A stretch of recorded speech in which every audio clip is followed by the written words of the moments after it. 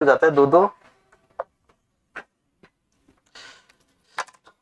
देखिए आज हम लोग बात करने वाले हैं सेगमेंटेशन के आधार पर, सेगमेंटेशन के आधार पर मतलब खंडी भवन के आधार पर, सेगमेंटेशन के आधार पर हम एनिमल्स को, सेगमेंटेशन के आधार पर हम एनिमल्स को दो भागों में विभाजित करते हैं। एक होता है फॉल्स सेगमेंटेशन,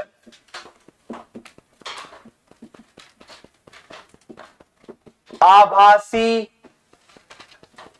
खंडी भवन, इसी को बोलते हैं शूडो मेटामेरिज्म या शूडो सेगमेंटेशन कह दो।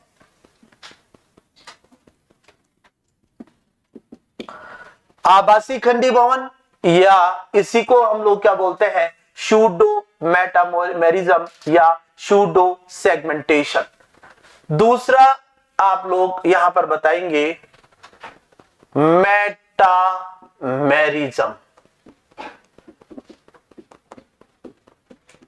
आईएमपी लगा लीजिए, इस टॉपिक के ऊपर परीक्षा में सवाल निकाला जाता है। मेटामेरिज्म वास्तविक खंडी भवन, ट्रू सेगमेंटेशन, वास्तविक खंडी भवन। एक होता है फॉल्स सेगमेंटेशन या जिसको आप लोग क्या बोलते हैं, आभासी खंडी भवन। एक होता है मेटामेरिज्म, और मेटामेरिज्म बोल दीजिए या इसी को बच्चों हम लोग क्या बोलते हैं, ट्रू सेगमेंटेशन कहते हैं। लिख लीजिए, फिर इनके नीचे लिख लेंगे, है ना, अलग से वो करने की आवश्यकता नहीं पड़ेगी आपको।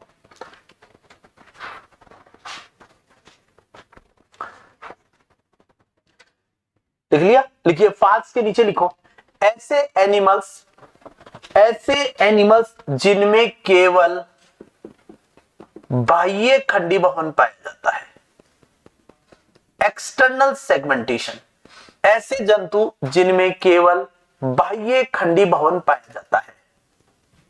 ऐसे जंतु जिनमें केवल बाह्य खंडी भवन पाया जाता है। देखिए अगर आप टीनिया सोलियम का डिसेक्शन करें तो टीनिया सोलियम को बाहर से देखेंगे तो ऐसा लगेगा वो खंडों में बटा हुआ है, लेकिन उसमें ट्रू सेगमेंटेशन नहीं है।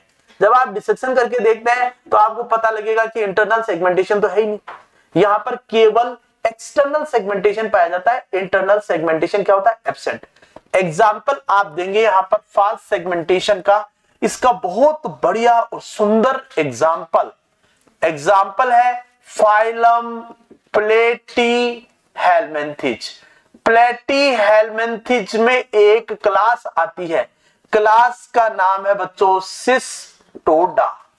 3 क्लास होती है यहां पर, टर्बिलेरिया, ट्रिमेटोडा और एक होती है आपकी सिस्टोडा, ठीक है ना। टीटीसी, टीटी चेकर, ठीक है ना।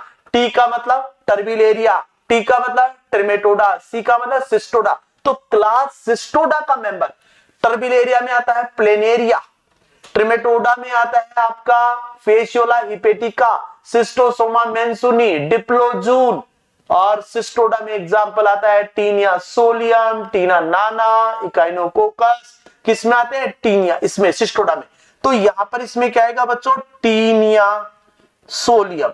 एग्जाम्पल लिख सकते हैं टीनिया सोलियम, इसमें आभासी खंडी भवन पाया जाता है, ठीक है ना। अगर आप टीनिया सोलियम को देखें, टीनिया सोलियम में क्या पाया जाता है, आभासी खंडी भवन पाया जाता है। एक मैं चित्र के द्वारा आपको थोड़ा सा किसको बता देता हूं, जिससे आपको थोड़ा सा समझ में भी आ जाएगा। रोस्टेलम क्या होता है, हुक क्या होता है, सकर क्या होता है, स्ट्रोबिला क्या है, थोड़ा सा आइडिया अपने को चित्र के द्वारा लग जाए। मिटा दो उसको। एग्जाम्पल क्या बताया, प्लेटीहेल्मिन्थिज। प्लेटीहेल्मिन्थिज पूरा फाइलम नहीं आएगा, टर्बिलेरिया ट्रिमेटोडा में नो सेगमेंटेशन, सेगमेंटेशन जो है वो केवल इन्हीं में देखने को मिलता है। देखिए अगर देखें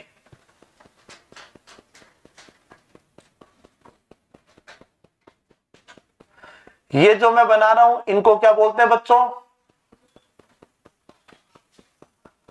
ये क्या हो गए सकर।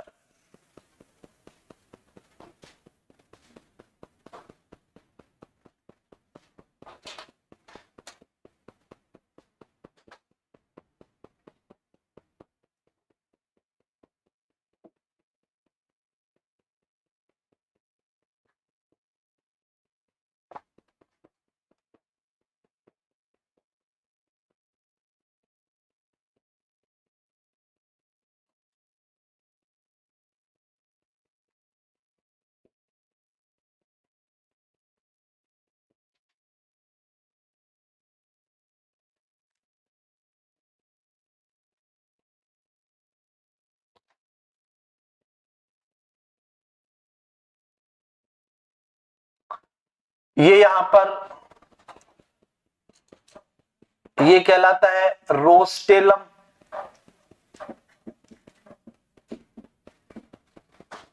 रोस्टेलम।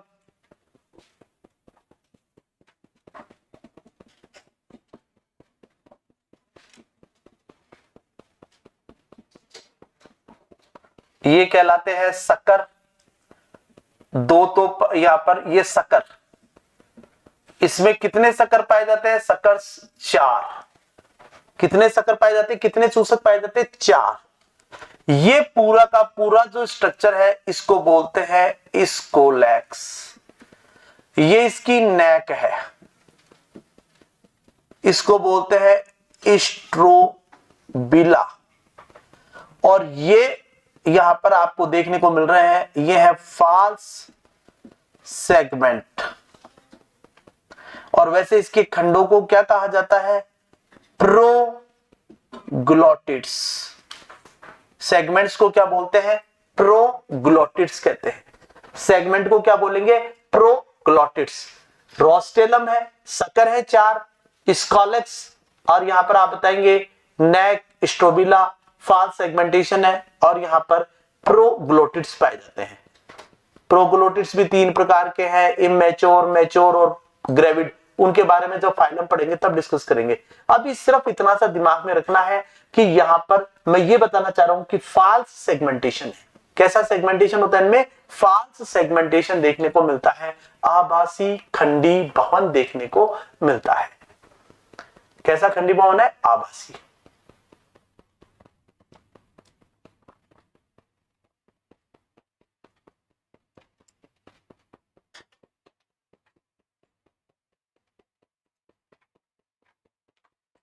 अब हम लोग बात करेंगे किसकी, मेटामेरिज्म की। किसकी बात करेंगे, मेटामेरिज्म की बात करेंगे। मेटामेरिज्म, मेटामेरिज्म के नीचे लिख लीजिए, बन गया क्या ये,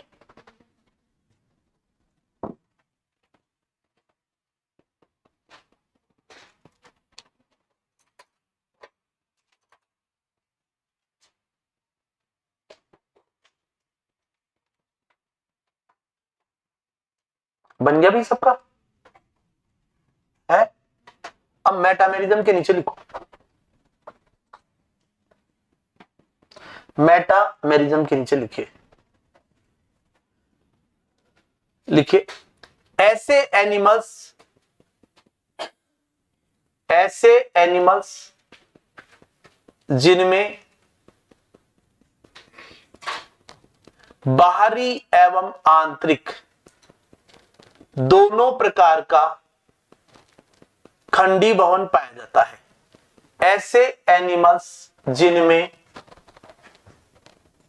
बाह्य एवं आंतरिक, एक्सटर्नल एवं इंटरनल दोनों प्रकार का सेगमेंटेशन पाया जाता है।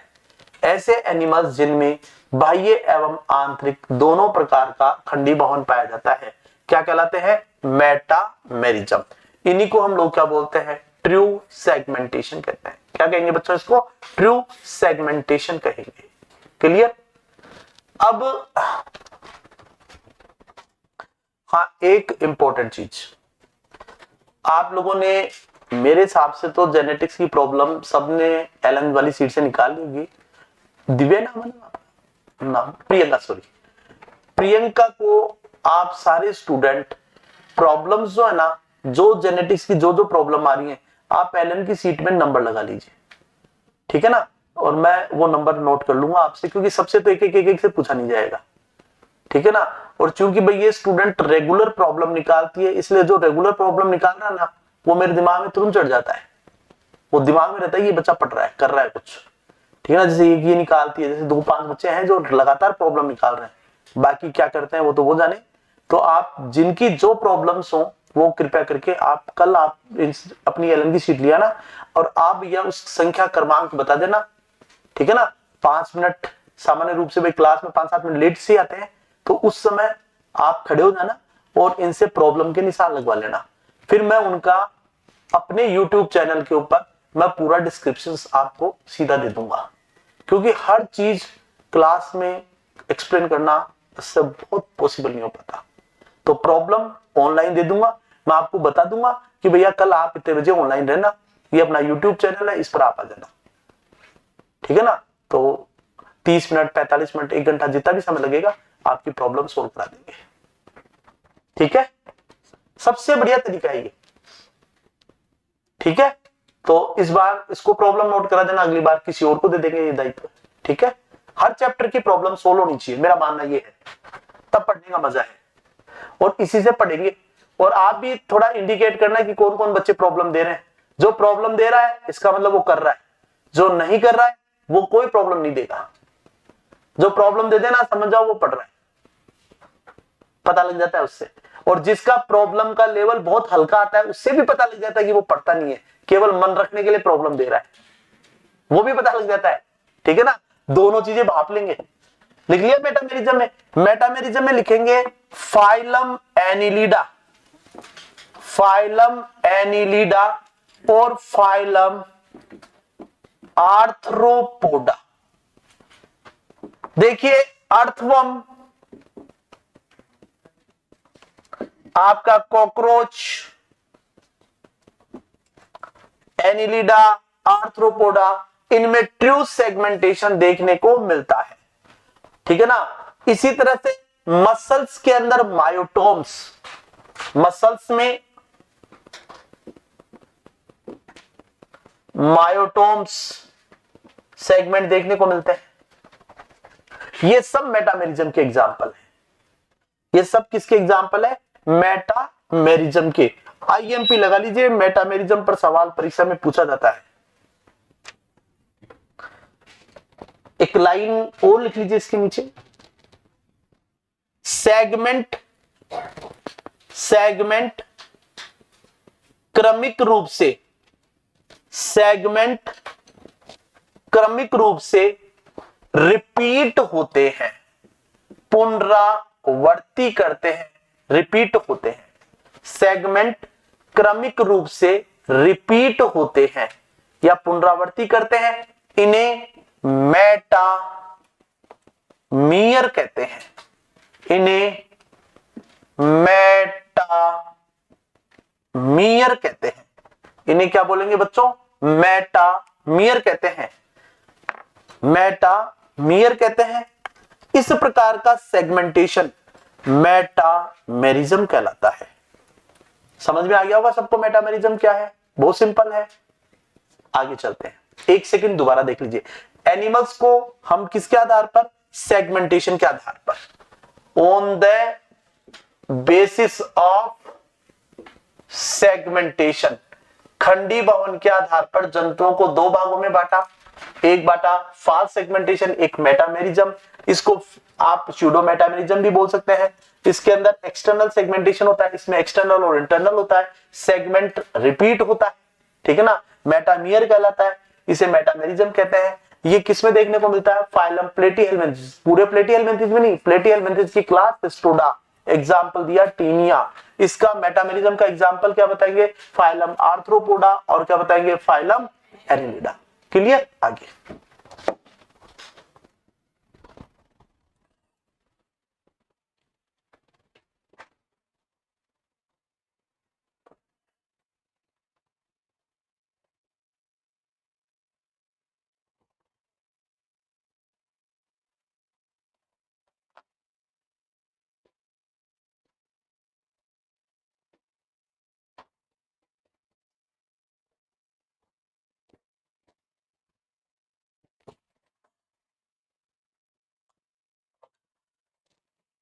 आइए साहब, अब हम लोग बात करेंगे एनिमल्स को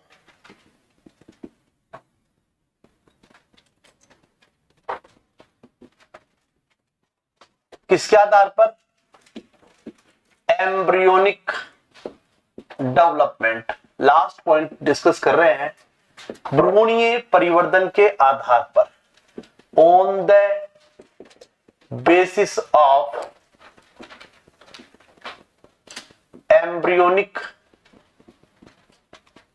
डेवलपमेंट, भ्रूणीय परिवर्तन के आधार पर, भ्रूणीय परिवर्तन के आधार पर एनिमल्स को हम दो भागों में विभाजित करते हैं। भ्रूणीय परिवर्तन के आधार पर एनिमल्स को हम दो भागों में विभाजित करते हैं। दो भाग कौन कौन से, on the basis of embryonic development के आधार पर एनिमल्स को दो भागों में, दो भाग कौन कौन से बनाएंगे, एक तो आप लोग बोलते हैं बच्चों प्रोटोस्टॉम्स, है ना, प्रोटोस्टोमिया, ड्यूटेरोस्टोमिया पढ़ा है ना, प्रोटोस्टॉम्स। एक होते हैं ड्यूटेरोस्टॉम्स,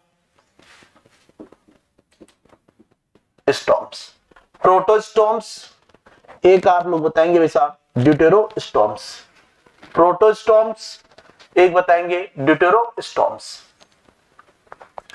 देखिए, अच्छा इस पूरी लाइन में से कोई भी बताए प्रोटोस्टॉम्स और ड्यूटेरोस्टॉम्स क्या होते हैं, कोई इधर से और इधर से कोई नहीं बोलेगा इस पूरी लाइन में। हाँ वेरी गुड, बैठे बैठे बता दो। ब्लास्टोपोर से क्या बोल, हाँ हाँ, और ड्यूटेरोस्टॉम्स, अच्छा और कोई, मैडम ने बता दिया, खिची जी आप बताएं।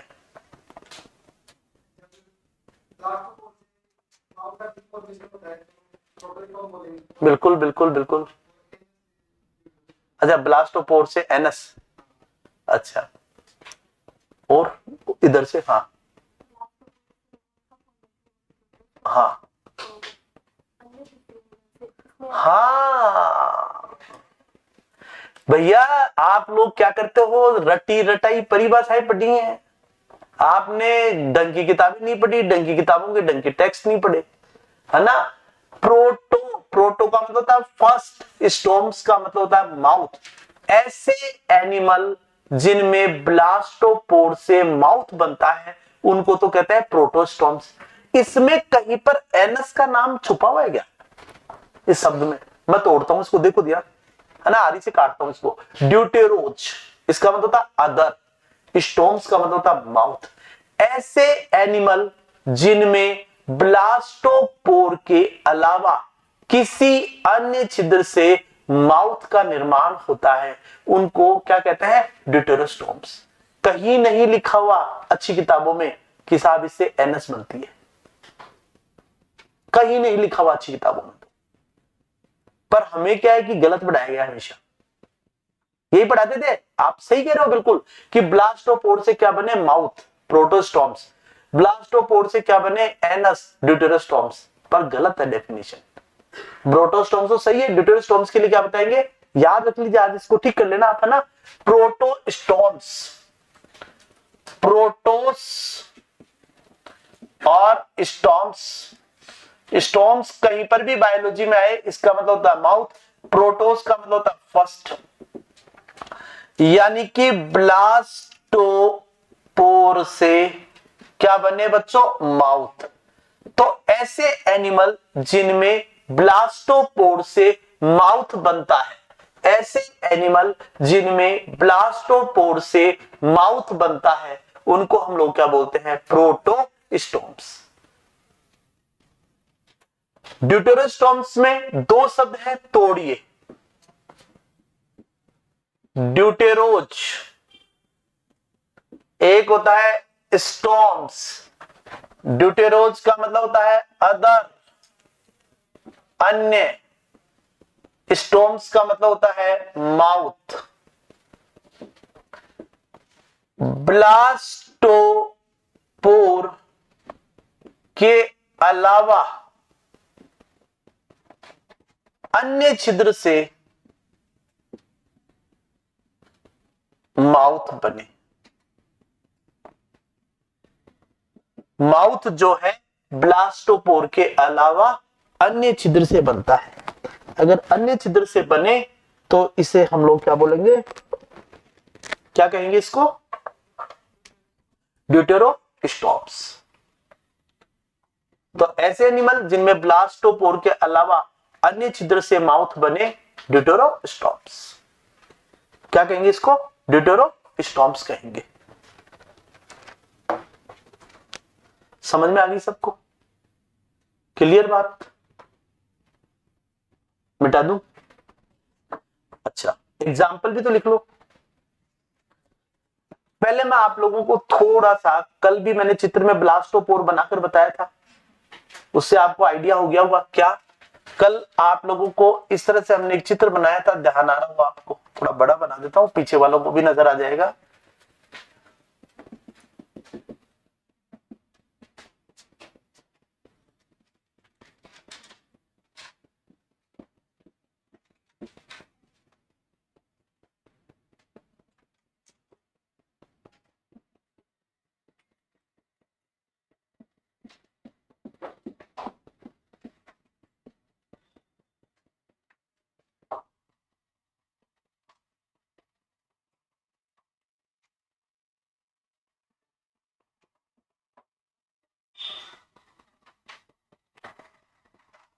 ये है सा ब्लास्टोपोर, ठीक है ना। ये किसका स्ट्रक्चर है, गैस्ट्रुला का। ये कैविटी क्या कहलाती है, आर्केंट्रोन कैविटी या गैस्ट्रुलर कैविटी, आर्केंट्रोन गुहा। अगर इस ब्लास्टोपोर से माउथ बने तो क्या बोलेंगे, प्रोटोस्टॉम्स। और ब्लास्टोपोर के अलावा कोई दूसरा छिद्र अगर क्या बनाए, माउथ, तो क्या बोलेंगे, ड्यूटेरोस्टॉम्स। ठीक है ना। तो ये बड़ी इंपॉर्टेंट बात है जो हम लोग अपने दिमाग में रख सकते हैं कि भैया ऐसे ऐसे ये होता है। अब हम लोग यहां पर बात करें किसकी, प्रोटोस्टॉम्स, और हमने किसकी बात की, ड्यूटेरोस्टॉम्स की। मैं पहले तो इनके कॉमन एग्जाम्पल आप लोगों को बता देता हूं कि सामान्य रूप से जो हम लोग पढ़ते हैं अपने स्तर पर कौन कौन से एग्जाम्पल पढ़ते हैं। प्रोटोस्टॉम्स में आपके देखिए एसिलोमेट भी आते हैं, प्रोटोस्टॉम्स में आपके सूडोसिलोमेट भी आते हैं, और इसके अंदर यहां पर आपके कौन से आते हैं, साइजोसिलोमेट। तो जरा मुझे एग्जाम्पल आप रिकॉल करवाएंगे। एसिलोमेट में कल किसका एग्जाम्पल पढ़ाया था, बोलिए, मुझे याद नहीं है। हाँ, प्लेटी हेलमिंथिज। अच्छा, सूडोसिलोमेट में किसका एग्जाम्पल बताया था, किसका, एसके हेलमिंथिज। क्या पढ़ा था, रोटीफेरा। ठीक है ना। एसके हेलमिंथिज में मैंने कहा था नीमेटोडा, नीमेटोडा बताया था, गैस्ट्रोट्राइका, याद आ रहे हैं, काइनोरिंका। ठीक है ना। एसके हेलमिंथिज, निमेटोडा और साइजोसिलोमेट्स में कौन कौन से एग्जाम्पल बताए थे बच्चों, जरा बोल डालिए फटाफट, सुन जाए मुझको, जोर से बोलिए थोड़ा। एनिलिडा, आर्थ्रोपोडा और मॉलस्का। लिख डालिए फटाफट।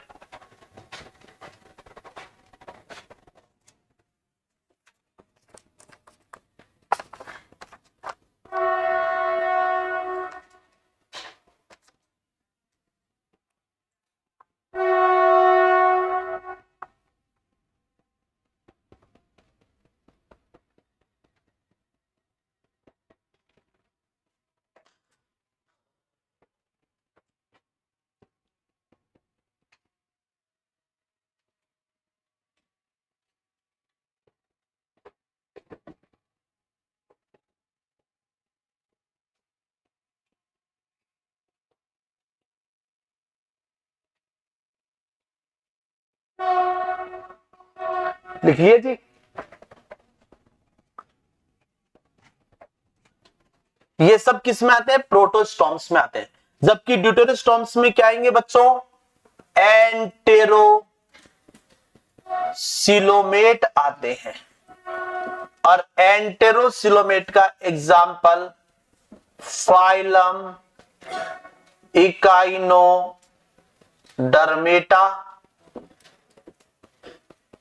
फाइलम हेमिकोर्डेटा,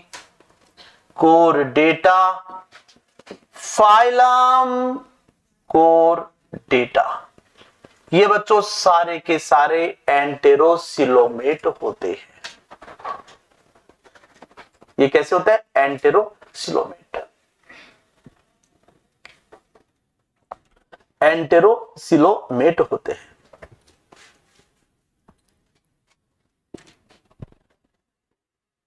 क्या होते हैं? एंटेरोसिलोमेट।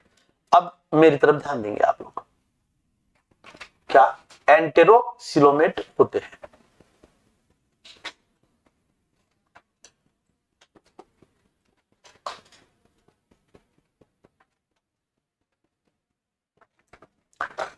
देखिए, एक सवाल जो कल मैं पूछने वाला था, बीच में अपनी बातें कहीं और चली गई थी। सवाल था कि अगर आपके हाथ में कॉकरोच दे दिया जाए, क्रैब दे दिया जाए हाथ में जिंदा, पकड़ लोगे क्या? क्रैब पकड़ा है? पकड़ सकते हैं? कुछ नहीं है, जानवर वानवर कुछ नहीं है, अपने से ज्यादा खतरनाक कोई है ही नहीं। तो अगर आपके हाथ में दे दिया जाए और आपको एक दे दी जाए स्टारफिश, ठीक है ना, आप लोगों को क्या नाम है कॉकरोच दे दिया, आप लोगों को क्या नाम है बिच्छू भी दे दिया, और आपको क्या नाम है ये केचुआ भी दे दिया, और आपको नहरिज भी दे दिया। अब आपसे ये कहे बताइए इनमें सबसे वेल डेवलप्ड एनिमल कौन सा है, तो आप किसे बताएंगे? क्या एनिलिडा, आर्थ्रोपोडा और इकाइनोडर्मेटा तीन फाइलम के मेंबर आ गए। और आपका जो इकाइनोडर्मेट है, मैं बता देता हूं आपको, इकाइनोडर्मेट हायर नॉन कॉर्डेट फाइलम कहलाता है। इसको हायर नॉन कॉर्डेट फाइलम का दर्जा क्यों दिया गया है, सबसे टॉप पर इसको क्यों लिया गया है? जबकि आप इसको देखेंगे स्टारफिश को, न तो कोई तंत्रिका तंत्र नजर आता है, न कोई विशेष कोई उत्सर्जी तंत्र नजर आ रहा है, न कोई आपको दूसरे सिस्टम नजर आ रहे हैं। जबकि आप कॉकरोच को देखोगे तो बढ़िया तो एलिमेंट्री कैनाल नजर आ रही है, नर्वस सिस्टम नजर आ रहा है, दूसरे सिस्टम भी नजर आ रहे हैं, वहां पे कुछ ऐसा नजर ही नहीं आ रहा। लेकिन एक सबसे इंपॉर्टेंट बात, एम्ब्रियोनिक डेवलपमेंट। इकाइनोडर्मेटा एक ऐसा फाइलम है जो कि रिट्रोग्रेसिव इवोल्यूशन का एग्जाम्पल है। ये परीक्षा का सवाल है, परीक्षा में पूछा जाता है कैसा किस इवोल्यूशन का एग्जाम्पल है, ये लिख लीजिए, रिट्रोग्रेसिव इवोल्यूशन।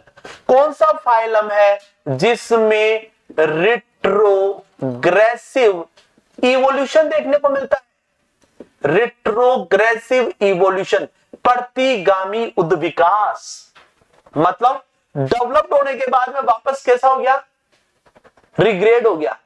अरे भाई अपन तो बढ़ते हुए क्रम में चल रहे थे, लेकिन ये फाइलम कैसा देखने को मिला? रिट्रोग्रेसिव इवोल्यूशन शो कर रहा है। इसके लार्वा फिर भी वेल डेवलप है, एडल्ट जो है इसका पुअरली डेवलप है, ठीक है ना। तो रिट्रोग्रेसिव इवोल्यूशन कौन शो करता है? इकाइनोडर्मेटा। इकाइनोडर्मेटा को हायर नॉन कॉर्डेट्स क्यों कहा जाता है? उसके दो कारण है। पहला कारण ड्यूटेरोस्टोम्स है, दूसरा कारण एंटेरोसिलोमेट है। डायरेक्ट कॉर्डेट्स के साथ समानता या एफिनिटी शो करता है। किसके साथ दोस्ती निभाता है ये? कॉर्डेट्स के साथ। किसके साथ दोस्ती निभाता है ये?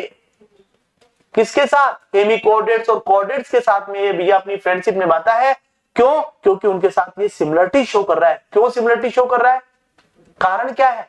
कारण इसका ये है कि ये ड्यूटेरोस्टोम्स है और एंटेरोसिलोमेट है, जबकि आपके आर्थ्रोपोडा, मोलस्का, एनिलिडा किस कैटेगरी में है? किस कैटेगरी में है? कैसे हैं ये आपके प्रोटोस्टोम्स हैं और साइजोसिलोमेट होते हैं। क्लियर बात समझ में आ गई? अब आपसे कोई पूछे कि भैया इकाइनोडर्मेटा सुविकसित फाइलम क्यों है? उसके दो कारण, ड्यूटेरोस्टोम्स और एंटेरोसिलोमेट। लिख लो नोट लगा के। इकाइनोडर्मेट्स को हायर नॉन कॉर्डेट्स का दर्जा दिया जाता है।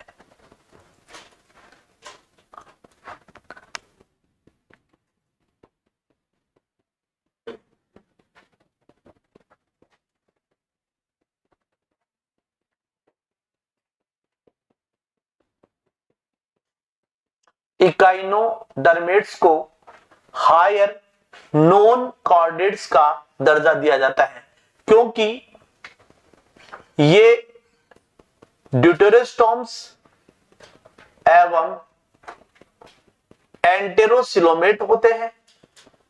ये ड्यूटेरोस्टोम्स एवं एंटेरोसिलोमेट होते हैं। ये कोऑर्डिनेट्स के साथ अफिनिटी शो करते हैं। ये कोऑर्डिनेट्स के साथ अफिनिटी शो करते हैं। ये किसके साथ बंधुता शो करते हैं बच्चों? किसके साथ? कोऑर्डिनेट्स के साथ। एक और छोटा सा डिफरेंस प्रोटोस्टोम्स और ड्यूटेरोस्टोम्स में हो जाए। जो प्रोटोस्टोम्स हैं इनके अंदर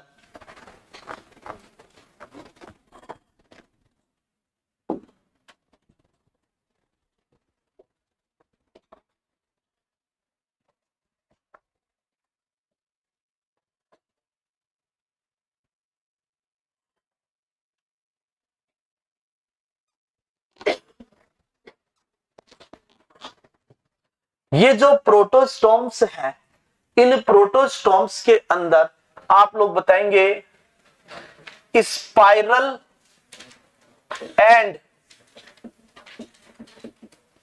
डिटरमाइनेट क्लीवेज पाया जाता है। सर्पिल एवं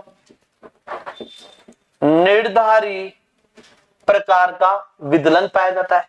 जबकि ड्यूटेरोस्टोम्स में आप लोग बताएंगे आर्य एवं निर्धारी प्रकार का विदलन पाया जाता है। निर्धारी रेडियल एंड इन डिटरमाइनेट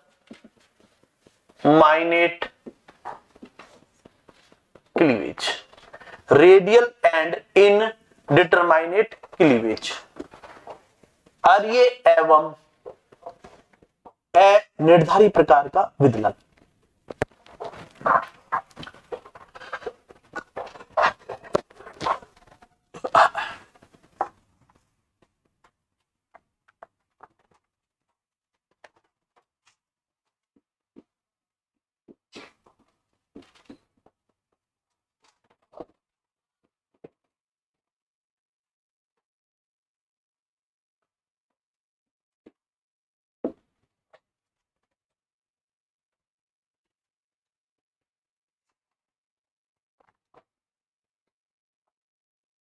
हो गया क्या? अब आइए साहब आगे। बेटा तुम थोड़ी सी मैं हाई लेवल की चीज बताना चाह रहा हूं।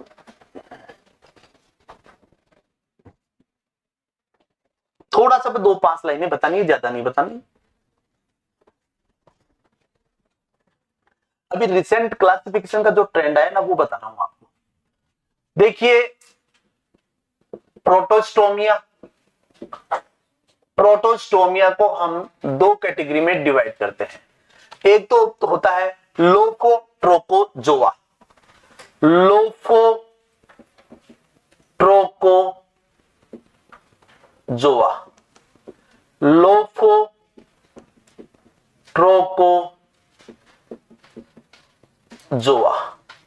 लोफोट्रोकोजोआ।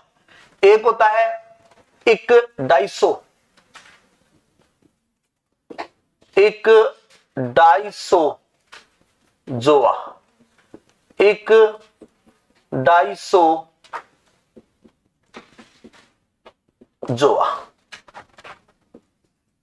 प्रोटोस्टोमिया को 2 कैटेगरी में डिवाइड कर रहे हैं। कौन कौन सी? लोफो ट्रोकोजोआ,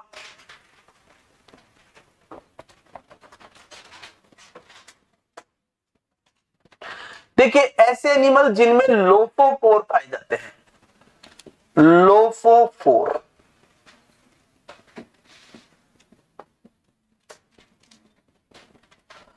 ये फीडिंग ऑर्गन होते हैं। ये कैसे ऑर्गन होता है? Feeding organ. देखिए अगर आप लोग देखें,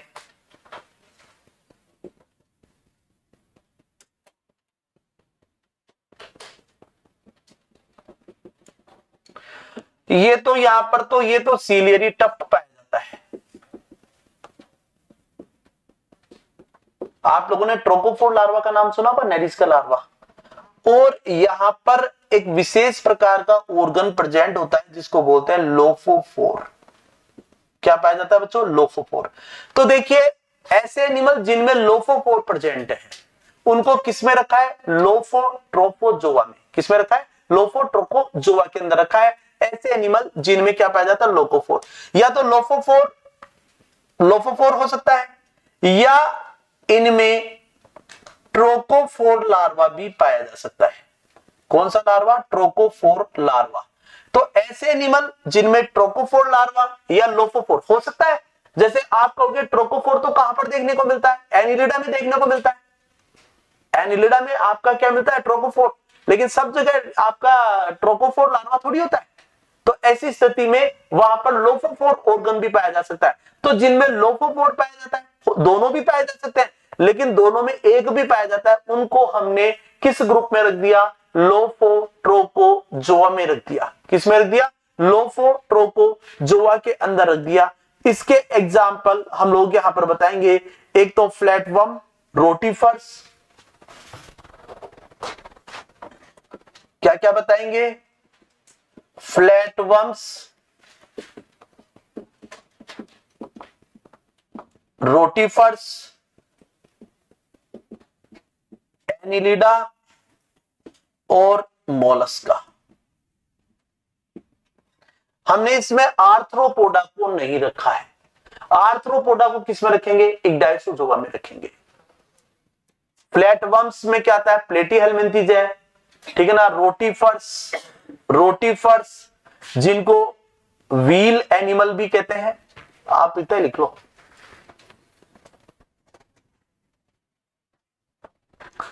देखिए ये जो एनिमल है ये सारे के सारे कैसे होते हैं? आपके ट्रिप्लोब्लास्टिक होते हैं। कैसे होते हैं? ट्रिप्लोब्लास्टिक। ट्रिप्लोब्लास्टिक का मतलब तीनों यहां पर एक्टोड्रम, एंडोड्रम और मीजोड्रम, तीनों जर्म लेयर प्रेजेंट है। एक तीनों में ही, इन सब में कौन सी सिमेट्री पाई जाती है बच्चों? बाइलेटरल सिमेट्री पाई जाती है। द्विवी पार्श्व सममिति पाई जाती है। ये अगर जो चीज मैंने अभी बताई है याद हो तो कर लेना, लेकिन जो बच्चा कोई नेट की परीक्षा दे रहा हो ना उनके लिए इंपॉर्टेंट है, ठीक है ना। तो प्रोटोस्टोमिया में मैं थोड़ा एडवांस चीज बता रहा हूं। यहां पर ये लोफोट्रोकोजोआ, इग्डाइसोजोआ। लोफोट्रोकोजोआ में यहां पर फीडिंग ऑर्गन के रूप में लोफोफोर पाया जाता है, या ट्रोकोफोर लार्वा भी हो सकता है दोनों ही मिल जाए, ठीक है ना। और यहां पर लोफोफोर जो है वो फीडिंग ऑर्गन होता है। ये फ्लैटवर्म्स में भी प्रेजेंट है, रोटीफर्स में भी पाया जाता है, एनिलिड्स में भी पाया जाता है और मोलस्का के अंदर भी पाया जाता है। ये जो एनिमल है ट्रिप्लोब्लास्टिक होते हैं और इनमें बाइलेटरल सिमेट्री भी पाई जाती है। ये एक छोटा सा सिंपल सा डायग्राम खींच लेना ट्रोकोफोर लार्वा का, ठीक है ना। एक सिंपल सा डायग्राम बना लेना।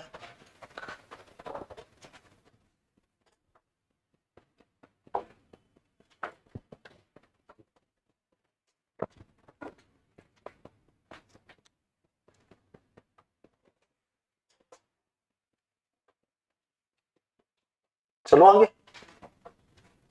इक्डाइसोजोआ, इनमें यहां पर एक हार्मोन इक्डाइसोन हार्मोन, ये स्टीरॉइड हार्मोन होता है, ठीक है ना। और ये किसमें हेल्प करता है बच्चों? मॉर्फोसिस में हेल्प करता है। मेटामॉर्फोसिस का मतलब कायांतरण में। स्टीरॉइड हार्मोन है। कैसा हार्मोन होता है इक्डायसोन? स्टीरॉइड हार्मोन है। इक्डायसोन स्टीरॉइड हार्मोन के नाम से भी जानते हैं, इक्डायसोन। ठीक है ना। इक्डायसोन सुना होगा आप लोगों ने, इक्डायसोन और जुवेनाइल हार्मोन। इक्डायसिन हार्मोन मेटामॉर्फोसिस के लिए उत्तरदायी होता है, निम्फ को एडल्ट में परिवर्तित करता है। अब किस किस में पाया जाता है इक्डायसिन हार्मोन? अब यहां पर इक्डाइसिस की क्रिया देखने को मिलती है। कौन सी क्रिया? इक्डाइसिस। इक्डाइसिस का मतलब क्या होता है? मोल्टिंग। मोल्टिंग का मतलब क्या होता है? कायांतरण, काया को बदलना। ठीक है ना। एनिमल क्या करता है? पोस्टर फाड़ के हीरो बाहर निकला। पोस्टर फाड़ के तो निकलता हीरो बाहर है। या जैसे कई पिक्चरों में नहीं देखते एकदम से हीरो की एंट्री, है ना, स्टाइल से दिखाते हैं। तो ऐसे क्या होता है कि एक खोल को तोड़कर और एनिमल बाहर निकल रहा है। ठीक है ना। तो वो क्या है? इक्डाइसिस। क्या बोलेंगे? इक्डाइसिस। कायांतरण कह दो, मॉल्टिंग कह दो, ऐसा दे आर कॉमन थिंग्स। इक्डायोसॉन। ठीक है ना। एग्जाम्पल नीमेटोड्स। नीमेटोड्स को क्या बोलते हो आप? Round worm. नीमेटोड्स में भी ये चीजें देखने को मिलती है, राउंड वर्म्स में। ठीक है ना। नीमेटोड्स के अलावा आप लोग यहां पर बताएंगे ओनिकोफोरा। नाम सुना है क्या ओनिकोफोरा? अरे सुना है क्या? बताओ।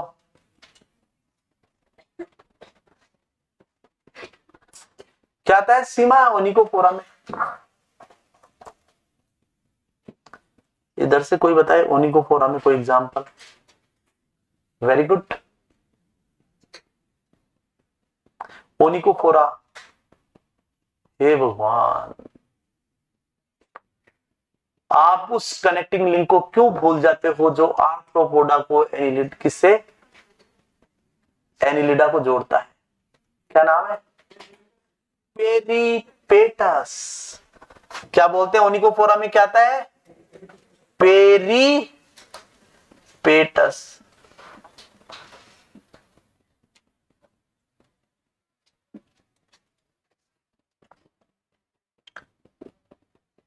Connecting link between Annelida and arthropoda. Annelida और आर्थ्रोपोडा के मध्य संयोजक कड़ी। एनिलिडा एवं आर्थ्रोपोडा के मध्य संयोजक कड़ी। और एक फाइलम लिखेंगे आर्थ्रोपोडा। ये सारे के सारे एक डायसोजोआ कैटेगरी में रखते हैं। तो Protostomia divide into two part, Lophotrochozoa, Ecdysozoa. लोफोट्रोकोजोआ में लोफोपोर पाया जाता है जो कि फीडिंग ऑर्गन होता है। इनमें ट्रोकोफोर लार्वा की संभावनाएं भी देखने को मिल सकती हैं। दोनों भी पाए जा सकते हैं, दोनों में एक भी पाया जा सकता है। एग्जाम्पल बताएंगे आप लोग। फ्लैट वर्म्स हैं, रोटीफर्स हैं, एनिलिडा और मोलस्का। इसी तरह से इक्डायसोजोआ, इनमें इक्डायसोन हार्मोन होता है जो कि नेचर में स्टीरॉइड होता है। इसका काम मेटामॉर्फोसिस का है। ये क्या करता है?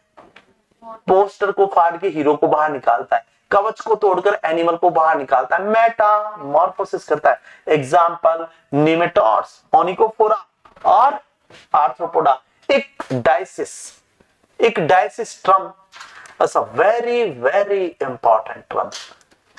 और वो आपका लोफो ट्रोकोफोर ये भी बता सकते हैं। ठीक है ना। तो ये सब चीजें आप लोग अपने दिमाग में रखेंगे। आगे चलें। ये भी कैसे होते हैं आपके? ट्रिप्लोब्लास्टिक है, इनमें भी आपकी बाइलेटरल सिमेट्री पाई जाती है। ठीक है ना। ये सब कॉमन। चले आगे।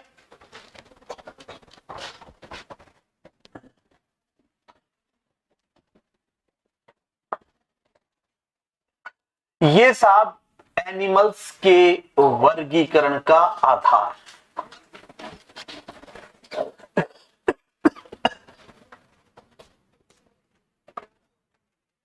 अब दो तीन चीजें छोटी छोटी और लिख लो। एक होता है ट्राइब। ट्राइब किसके बीच में आता है? Between the family and genus. Family और जीनस, जैसे अपन लिखते हैं ना फैमिली, फैमिली के बाद में लिखना चाहिए ट्राइब, और ट्राइब के बाद में क्या आता है? जीनस। आपसे कोई पूछे कि भैया ट्राइब क्या है, तो ट्राइब को फैमिली और जीनस के मध्य रखा जाता है। ट्राइब को किसके मध्य रखते हैं? कितने बच्चे हैं जिन्होंने ट्राइब का नाम सुना है? ट्राइब सुना है? लिख लो। फिर उसके बाद में आगे लिखेंगे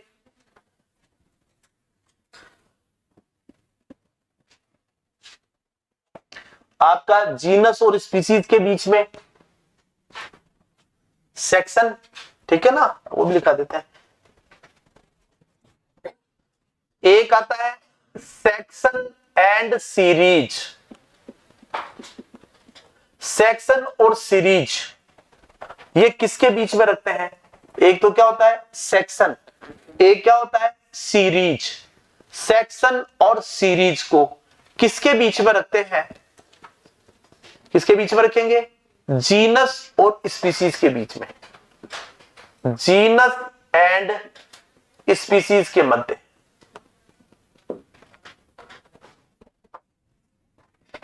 और एक लास्ट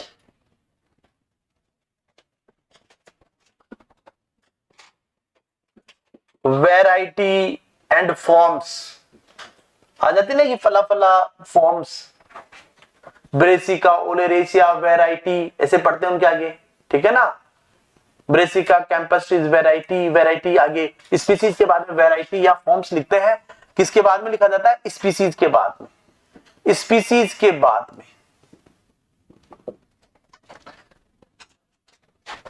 तो क्या क्या आ गया आपका? डोमेन। डोमेन के बाद में बच्चों क्या आता है? किंगडम। किंगडम के बाद में क्या आता है? फाइलम। फाइलम के बाद में क्या आता है? Class, order, family. फैमिली के बाद में ट्राइब। ट्राइब के बाद में क्या आ गया आपका? जीनस। जीनस के बाद में क्या आ सकता है? सेक्शन, या क्या आ सकता है? सीरीज। और उसके बाद में क्या आएगा? स्पीसीज। स्पीसीज के बाद में क्या आ सकता है? वैरायटी या कोई भी फॉर्म्स। ये लिखने का तरीका है भैया पूरा, ठीक है ना। लिखने का क्रम ये बनता है। ये पूरा का पूरा इसका कैसा क्रम है? डिसेंडिंग ऑर्डर है पूरा का पूरा, कि सबसे पहले डोमेन, फिर उसके बाद में किंगडम, किंगडम के बाद में phylum, class, order, family, tribe, genus, section, series, species, variety and forms. वो अलग बात है कि क्लास के ऊपर सुपर क्लास भी आ सकती है, फाइलम के नीचे सब फाइलम भी आ सकता है, क्लास के नीचे सब क्लास भी आ सकती है, ठीक है ना। सब फैमिलीज भी पढ़ते हैं, सब ऑर्डर भी पढ़ते हैं, पर मैं उनमें नहीं घुसना चाहता, न मैं आपको घुसाना चाहता। सिर्फ इतना दिमाग पे रखिए।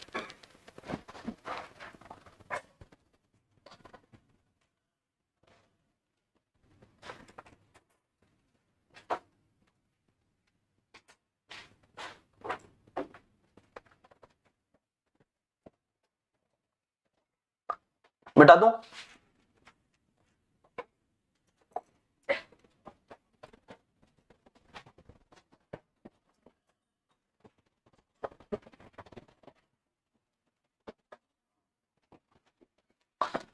दो नाम लिख रहा हूं, ICBN, इसका नाम तो बोटनी वाले बताएंगे। ICZN जूलॉजी वाले बताएंगे। आप करते हो ना अपने अंदर डिफरेंशिएट में जूलॉजी में बोटनी, बताओ जी। बोटनी भी है, जूलॉजी भी है।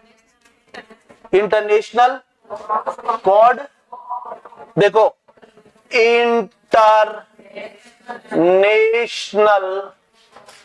Code for botanical nomenclature 1961। अरे वाह भाई वाह, ISBN 1961। ICZN का इंटरनेशनल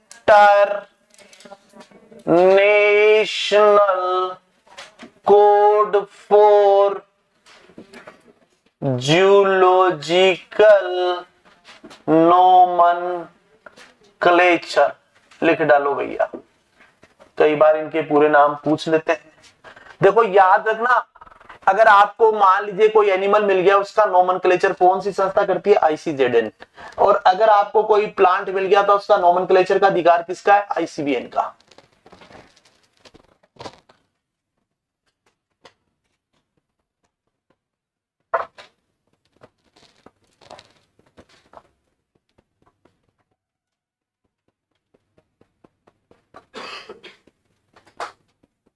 कल्टीवेटेड प्लांट के लिए भी है इंटरनेशनल, क्या नाम है, code of nomenclature for cultivated plant, पर बहुत ज्यादा हो जाएगा, कोई मतलब नहीं है, 2 याद कर लो, ठीक है।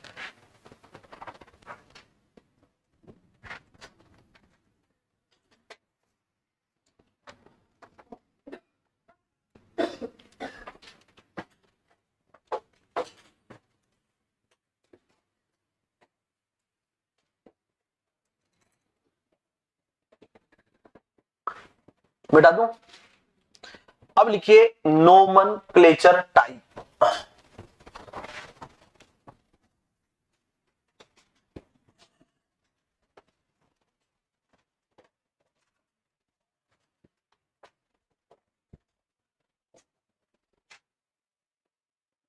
Nomenclature type, nomenclature type, dash line लिखो।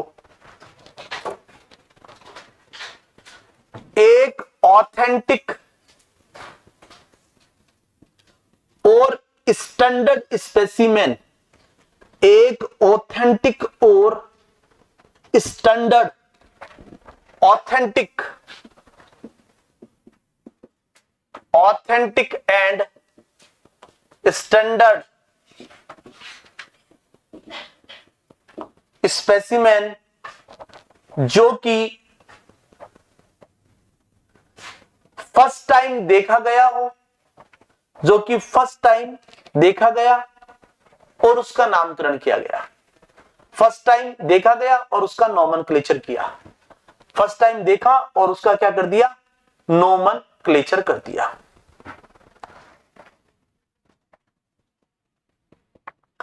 अब कुछ चीजों को समझिए पहले, फिर लिखवाता हूं मैं। कुछ टर्म आती हैं जैसे होलोटाइप, जैसे आया आइसोटाइप, जैसे पैरा टाइप। ये बड़ी कंफ्यूजिंग टर्मिनोलॉजी है, पढ़ा क्या? देखिए होलोटाइप क्या होता है? होलोटाइप बताओ, बोटनी वाले बताएं। ओरिजिनल स्पेसिमेन जो कि फर्स्ट टाइम, मान लीजिए सपोज कीजिए, क्या गांव का नाम? अरे वैसे कोई बड़ा, कोई आसपास, राजगढ़ मान लो। मैडम ने राजगढ़ में, प्रियंका ने क्या किया, सबसे पहले मतलब ये गई किसी कॉलोनी के अंदर, वहां पर इसने कुछ प्लांट देखे। उन प्लांट में इसने, एक जैसे प्लांट उनमें जो सबसे पहला प्लांट उसने सेलेक्ट किया और उस प्लांट का इसने क्या किया, उसको कोड दे दिया। जैसे कोड दे दिया 1015, क्या कोड दे दिया? 1025 दे दो, 1015 दे दो, कोई भी उन्होंने क्या कर दिया, उसको कोड दे दिया प्लांट को। इसे क्या बोलेंगे? होलोटाइप। वो क्या हो गया? ओरिजिनल, वो एक प्लांट। अब साहब इसके बाद में वहां पर उसी जैसे और भी प्लांट है, हूबहू उसकी की copy, duplicate of holotype called as isotype. क्या बोलेंगे? समझ में आ गया? होलोटाइप क्या होता है कि किसी प्लांट स्पेसिमेन को पहली बार ऑब्जर्व किया, पहली बार उसका नामकरण हुआ, जो फर्स्ट प्लांट है उसको हम लोग क्या बोलेंगे? होलोटाइप। और उसी एरिया में उसकी और भी कॉपी मिलेंगी, copy of holotype called as isotype, यानी कॉपी ऑफ ओरिजिनल स्पेसिमेन। ठीक है। अब साहब इन्होंने तो राजगढ़ में देखा, ठीक है साहब, गांव का नाम दिनारपुरा, कहां पड़ता है ये? कटराथल के पास में, मान लो कटराथल मान लेते हैं, या दिनारपुरा। इन्होंने दिनारपुरा से प्लांट लिया, दिनारपुरा में इन्होंने जो प्लांट देखा वो हूबहू प्लांट जो है वो इस होलोटाइप और आइसोटाइप से मिलता हुआ ही प्लांट था। वो का वही प्लांट था जो प्रियंका मैडम ने देखा, वो इन्हीं मैडम ने भी ऑब्जर्व कर लिया दिनारपुरा में। तो इन्होंने तो देखा राजगढ़ में, इन्होंने कहा देखा दिनारपुरा में, तो पैरेलल रूप से देख लिया, नाम दे दिया पैराटाइप। आप अगर इसको ऐसे याद करेंगे ना तो आपको भैया ये याद रहेगा। और आप अगर इसको रटने के हिसाब से, दिमाग ज्यादा लगाने के हिसाब से करेंगे तो परीक्षा में आप अपना सवाल गलत कर देंगे। होलोटाइप किसको कहा? ये पहला है, ये भी है, ये पौधा है। जैसे मैं बताऊं आपको, जैसे ये यहां पर कोई पौधा लगा हुआ है, ये यहां पर कोई पौधा लगा हुआ है, ये कोई यहां पर ये कोई पौधा लगा हुआ है, और एक पौधा यहां पर ये भी लगा हुआ है। ये फर्स्ट प्लांट था भाई, फर्स्ट प्लांट जिसको पहली बार हमने हाथ लगा दिया और पहली बार जिसका हमने नोमेनक्लेचर कर दिया, इसको हमने क्या कहा? होलोटाइप। और उसके जैसे ये हूबहू कॉपी, इसको हमने नाम दिया 1025। ये भी क्या है? 1025 1025 1025। ये क्या कहलाएंगे आपके? ये कहलाएंगे आइसोटाइप, ओरिजिनल की कॉपी। ठीक है। फिर क्या हुआ? दिनारपुरा में भी प्लांट देखा गया,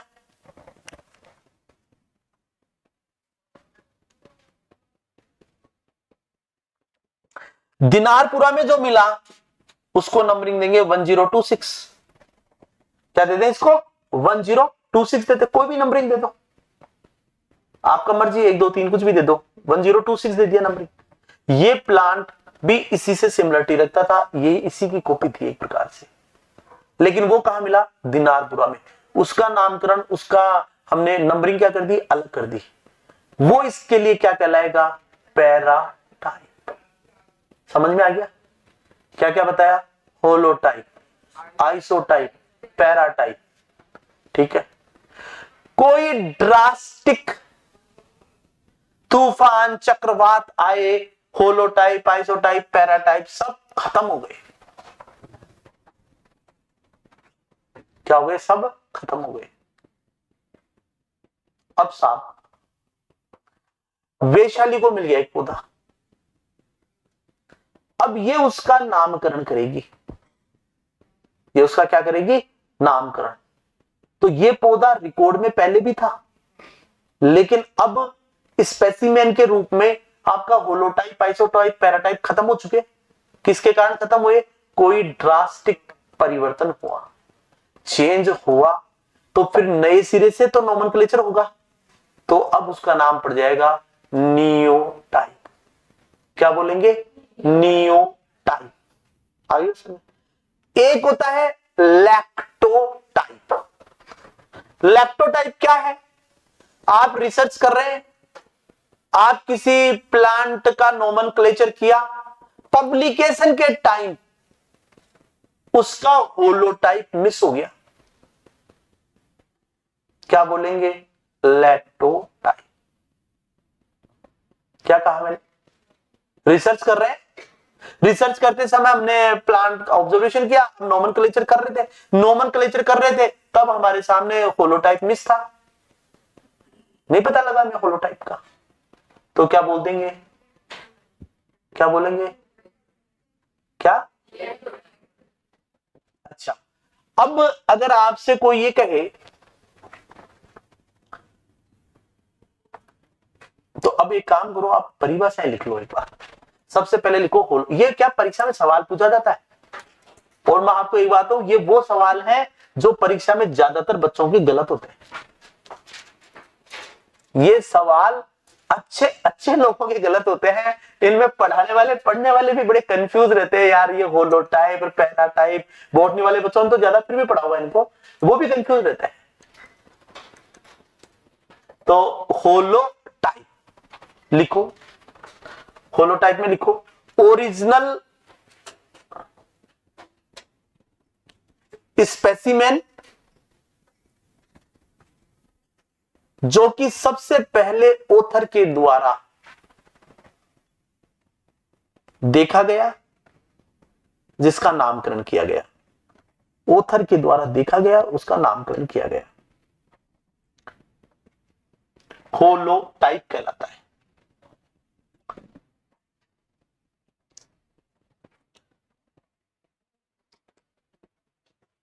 अब लिखो isotype.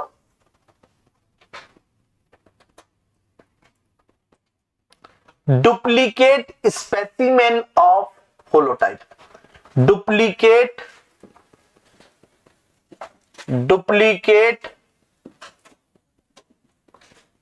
Specimen of holotype. Duplicate specimen of holotype. Duplicate specimen of holotype, यानी होलोटाइप के डुप्लीकेट स्पेसिमेन ऑफ होलोटाइप के दो ब्रैकेट में ओरिजिनल, ओरिजिनल के डुप्लीकेट लिख लो, ब्रैकेट में लिख लो ओरिजिनल के डुप्लीकेट, ओरिजिनल के डुप्लीकेट, इनको क्या कहेगा ऑथर? आइसोटाइप। और कृपया करके ये चित्र भी बना लो साथ में, ठीक है ना। इनको नंबरिंग में 1 0 25 को छोड़ो, 1 0 10, इसको भी दो 1 0 10, 1 0 10, 1 0 10 दे दो नंबरिंग, और इसको दे दो 1 0 11।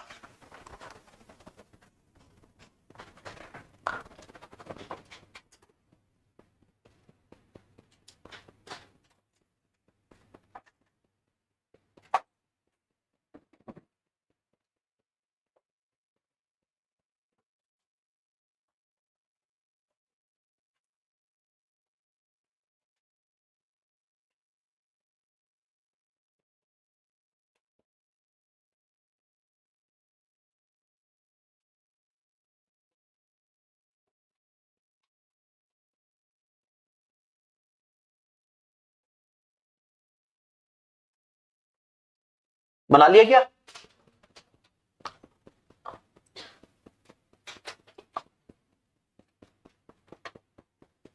हो गया क्या? अब लिखो पैराटाइप।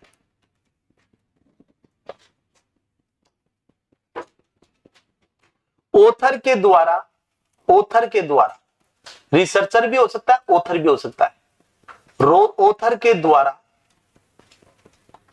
दूसरी साइट से, दूसरी साइट यानी दूसरी जगह से, दूसरी साइट से स्पेसिमेन को कलेक्ट किया गया, दूसरी साइट से स्पेसिमेन को कलेक्ट किया गया, स्पेसिमेन को कलेक्ट किया गया, जो कि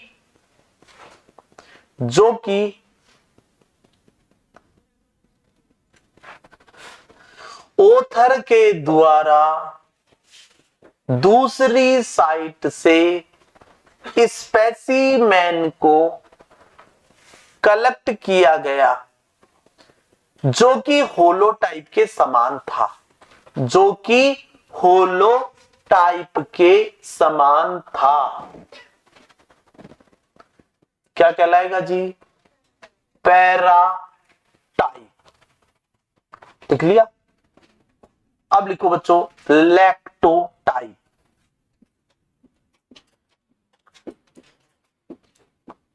अब आपको देखो ये तो होलो, देखो सामान्यतः परीक्षा में क्या होता है, होलो आइसो पैरा इन्हीं पर आता है, एक लैक्टोटाइप पर आ जाता है, बाकी और तो कुछ ज्यादा नहीं पूछते, यही पूछते हैं। लैक्टोटाइप लिखो, लैक्टोटाइप, लैक्टोटाइप।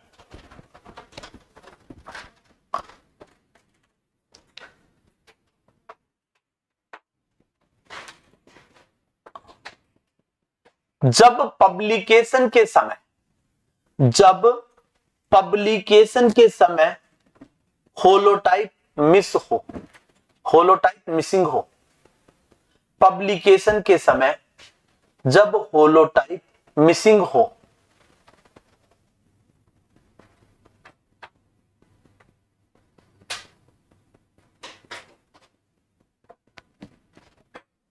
जब रिसर्चर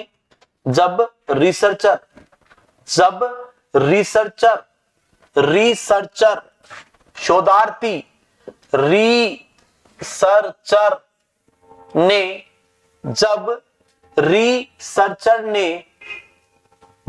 रिसर्चर ने मटेरियल का चयन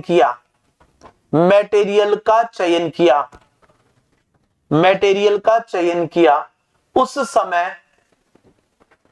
समय होलोटाइप मिसिंग था। पता ही नहीं लगा होलोटाइप का,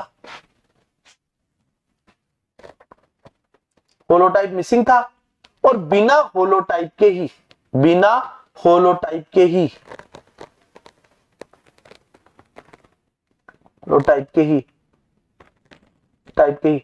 पब्लिश करना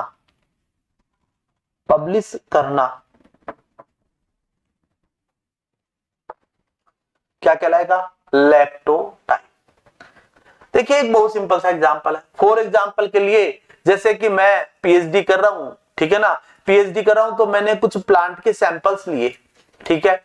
अब क्या था कि उस प्लांट का जो सैंपल लिए, मान लीजिए होलोटाइप सबसे पहले देखा गया कहां पर? श्रीलंका में, ठीक है ना। मैं भारत में काम कर रहा हूं, वो जो पौधा था वो श्रीलंका में ऑलरेडी उसका होलोटाइप तैयार था। कायदा तो ये था कि मुझे उस होलोटाइप के साथ में उसका कंपैरिजन करना चाहिए था, पर समस्या यह थी कि मेरे पास में यहां से वहां जाने का, आने जाने का किराया नहीं था, तो मैं कहां जाता होलोटाइप देखने के लिए। तो मैंने क्या किया, जब अपना काम पब्लिश किया तो मैंने होलोटाइप के बिना ही, क्या नाम है, उन्हीं के आधार पर उसको पब्लिश करवा दिया। तो उस समय पब्लिकेशन के समय क्या था, वो होलोटाइप मिस था, मतलब उसका कहीं उल्लेख ही नहीं किया। और ये भी हो सकता है मुझे पता ही नहीं था, जैसे हम लोगों को हिस्ट्री में पढ़ाया जाता ना, वास्को डी गामा ने भारत की खोज की, और वास्को डी गामा ने भारत की क्या खोज की? भारत तो पहले से ही था, भारत तो था ही अस्तित्व में। हाँ, ये हो सकता है कि वो गिरता पड़ता खाना खाने के लिए चूहे खा रहा था उसमें, तो खाना खाने के लिए भारत आ गया। अरे जीवने आ गया अपने भारत में, नाम और बदनाम कर दिया कि भारत की खोज की। ये तो नहीं कहा कि मैं चूहे खा रहा था। पढ़ा था क्या आपने कभी इसके बारे में? पानी वानी वो चूहे खाए थे उसने, वास्को डी गामा ने खाए थे क्या? नहीं पढ़ा हिस्ट्री? पूछना रवि जी से वास्को डी गामा के बारे में, पूछना सर से कि सर वास्को डी गामा ने भारत की खोज की है, भारत ने वास्को डी गामा जैसे नमूने की खोज कर दी? पूछना एक बार। हमें इतिहास इतना गलत पढ़ाया जाता है, कई जगह बहुत चीजें गलत पढ़ा देते हैं, और ऐसे पढ़ रहे हैं, आंख बंद करके चल रहा है। सबको समझ में आ गई? क्लियर अच्छे से? ठीक है ना। तो अपने दिमाग में चीजें रहे। अब लिखिए नेक्स्ट, अगला लिखेंगे लैक्टोटाइप हो गया आपका। नियोटाइप लिखो, नियोटाइप।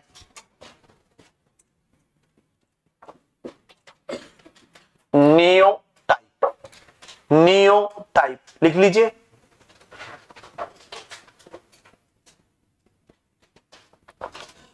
यदि ओरिजिनल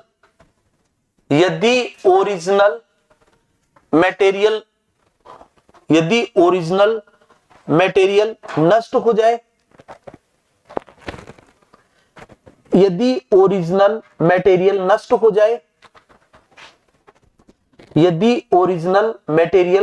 हो जाए, और नया नामकरण किया जाए, और नया नोमेनक्लेचर किया जाए,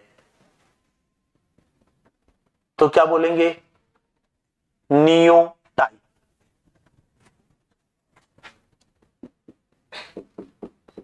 एक लिखिए एपीटाइप।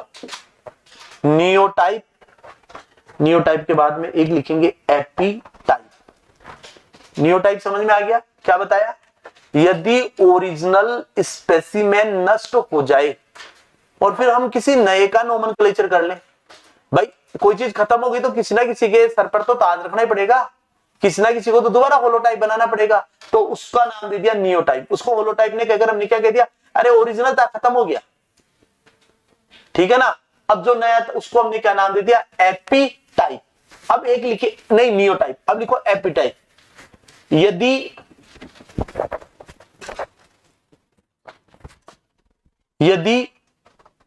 किसी कारण से holotype comma isotype, holotype comma isotype, lectotype,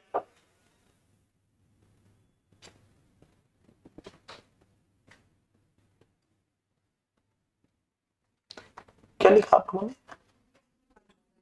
यदि कारण को उठाओ, यदि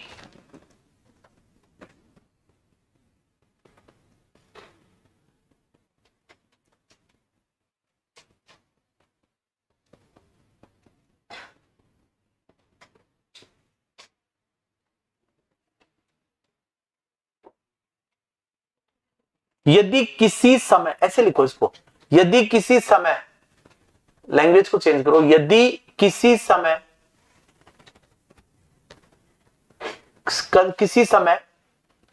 होलोटाइप, एलोटाइप, सॉरी आइसोटाइप,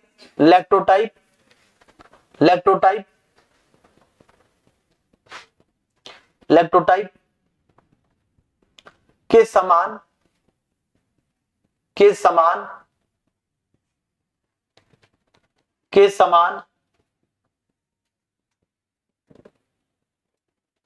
कोई स्पेसिमेन नहीं हो,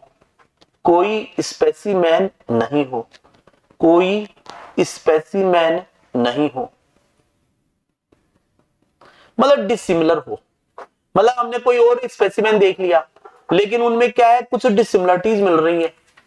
हम तो कह रहे थे एक ही है लेकिन डिसिमिलरिटीज मिल रही है, इसको क्या बोलेंगे हम, एपीटाइप कहते हैं। क्या कहते हैं इसको, एपीटाइप कहेंगे। क्या कहेंगे इसको, एपीटाइप कहेंगे। सिन टाइप क्या होता है, सिन टाइप, एक लास्ट वर्ड लिख लो इसमें, ये टाइप बहुत हो गए वैसे।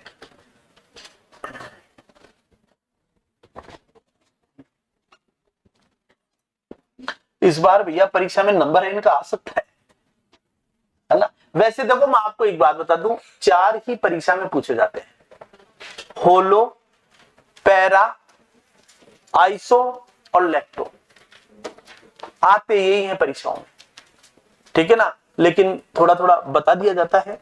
धन्यवाद।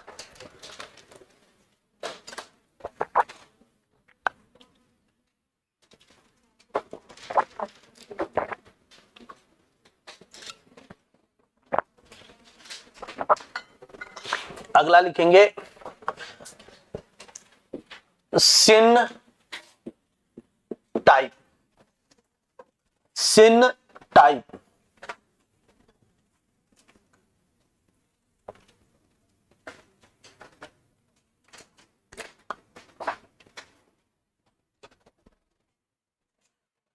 यदि किसी स्पेसिमेन में पहले से कोई होलोटाइप नहीं बताया गया हो, यदि किसी स्पेसिमेन में पहले से कोई होलोटाइप नहीं बताया गया हो,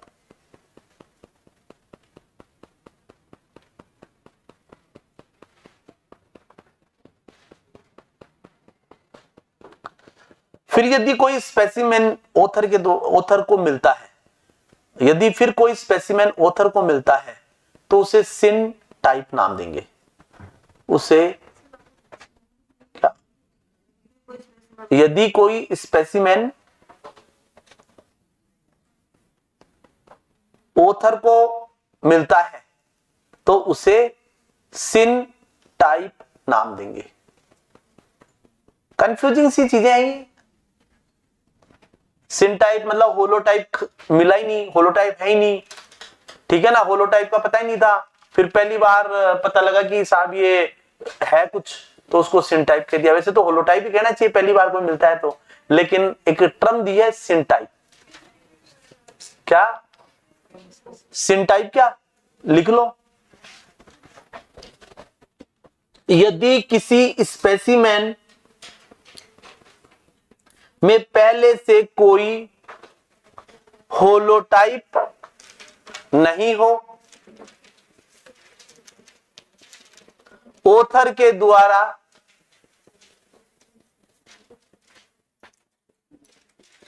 जो स्पेसिमेन मिलता है उसे सिनटाइप नाम दे देते हैं।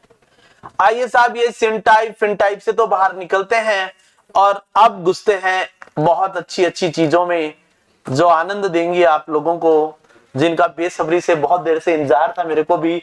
हेडिंग लगाइए phylum protozoa. Phylum protozoa, phylum protozoa, heading लगा लो, फटाफट लगाइए।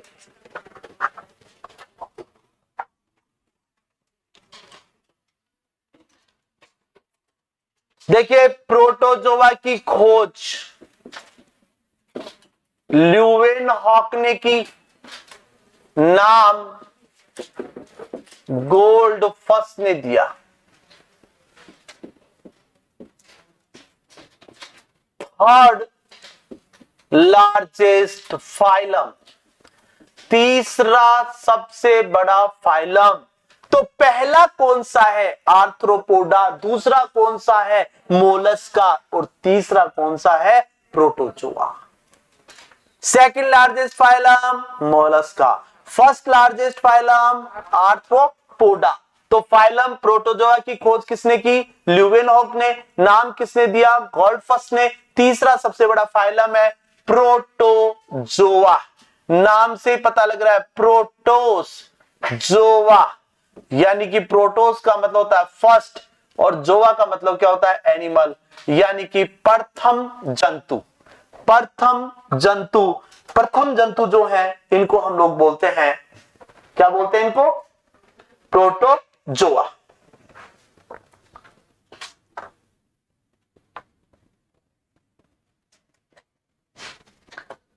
विज्ञान की वह शाखा जिसमें प्रोटोजोआ का अध्ययन करते हैं उसको प्रोटोजूलॉजी कहते हैं। क्या बोलते हैं जी? प्रोटोजूलॉजी। प्रोटोजूलॉजी, विज्ञान की वह शाखा जिसके अंतर्गत किसका अध्ययन करते हैं? प्रोटोजोआ का, उसको क्या बोलेंगे? प्रोटोजूलॉजी।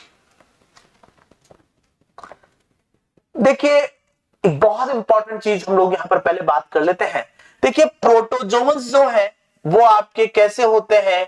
यूनिसेल्युलर होते हैं, एक कोशिकीय होते हैं। कैसे होते हैं बच्चों? एक कोशिकीय होते हैं।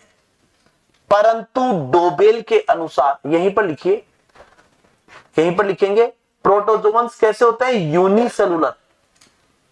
परंतु डोबेल के अनुसार, परंतु डोबेल के अनुसार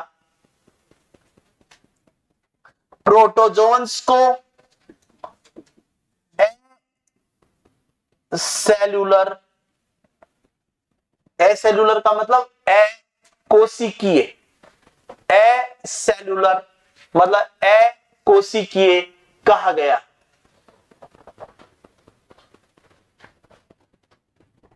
एसेल्यूलर कहा गया क्योंकि क्योंकि क्योंकि प्रोटोजोन्स में क्योंकि प्रोटोजोन्स में एक सेल ही समस्त उपापचयी क्रियाएं, समस्त मेटाबॉलिक एक्टिविटीज या समस्त उपापचयी क्रियाएं जैसे डाइजेशन, रेस्पिरेशन, एक्सक्रीशन, रिप्रोडक्शन, पाचन, श्वसन, उत्सर्जन, जनन। पाचन, श्वसन, उत्सर्जन, जनन, लोकोमोशन, गमन एवं ओस्मो रेगुलेशन की क्रिया करती है। परासरण नियमन कि प्रोटोजोन्स की एक सेल ही शरीर की समस्त उपापचयी क्रियाएं जैसे पाचन, श्वसन, उत्सर्जन, जनन, गमन एवं परासरण नियमन की क्रिया करती है। जब एक सेल सारी की सारी उपापचयी क्रियाएं कर रही हो, एक सेल, हाउ कैन पॉसिबल? क्या हमारी बॉडी में एक सेल सारे काम कर सकती है क्या? है? नहीं कर सकती। और यहां पर एक ही सेल, वही सेल कह रही है मैं गमन भी कर लूंगी, वही सेल कह रही है मैं रेस्पिरेशन भी कर लूंगी, वही कह रही है कि भैया मैं उत्सर्जन भी कर दूंगी, और वही सेल कह रही है कि भैया मैं जनन भी कर लूंगी, और वही सेल कह रही है कि मैं परासरण नियमन भी कर लूंगी, और वही सेल कह रही है कि भैया मैं घूम फिर भी लूंगी। How can possible? तो डोबेल ने कहा इसको यूनिसेलुलर मत कहिए, इसको क्या कहेंगे? एसेलुलर। परीक्षा में सवाल पूछा जाता है, पूछा क्या जाता है, पूछा गया भी है, अमीबा होता है एसेलुलर, मैडम इधर ध्यान दो, एसेलुलर, यूनिसेलुलर, मल्टीसेलुलर, बाइसेलुलर। तो क्या आएगा आंसर? एसेलुलर। नहीं तो हम लोग किसको टिक करते? यूनिसेलुलर को। गलत हो जाता। समझ में आ गया? ठीक है। अब आप लिखिए इसके कनेक्टर्स, हेडिंग लगाओ कनेक्टर्स।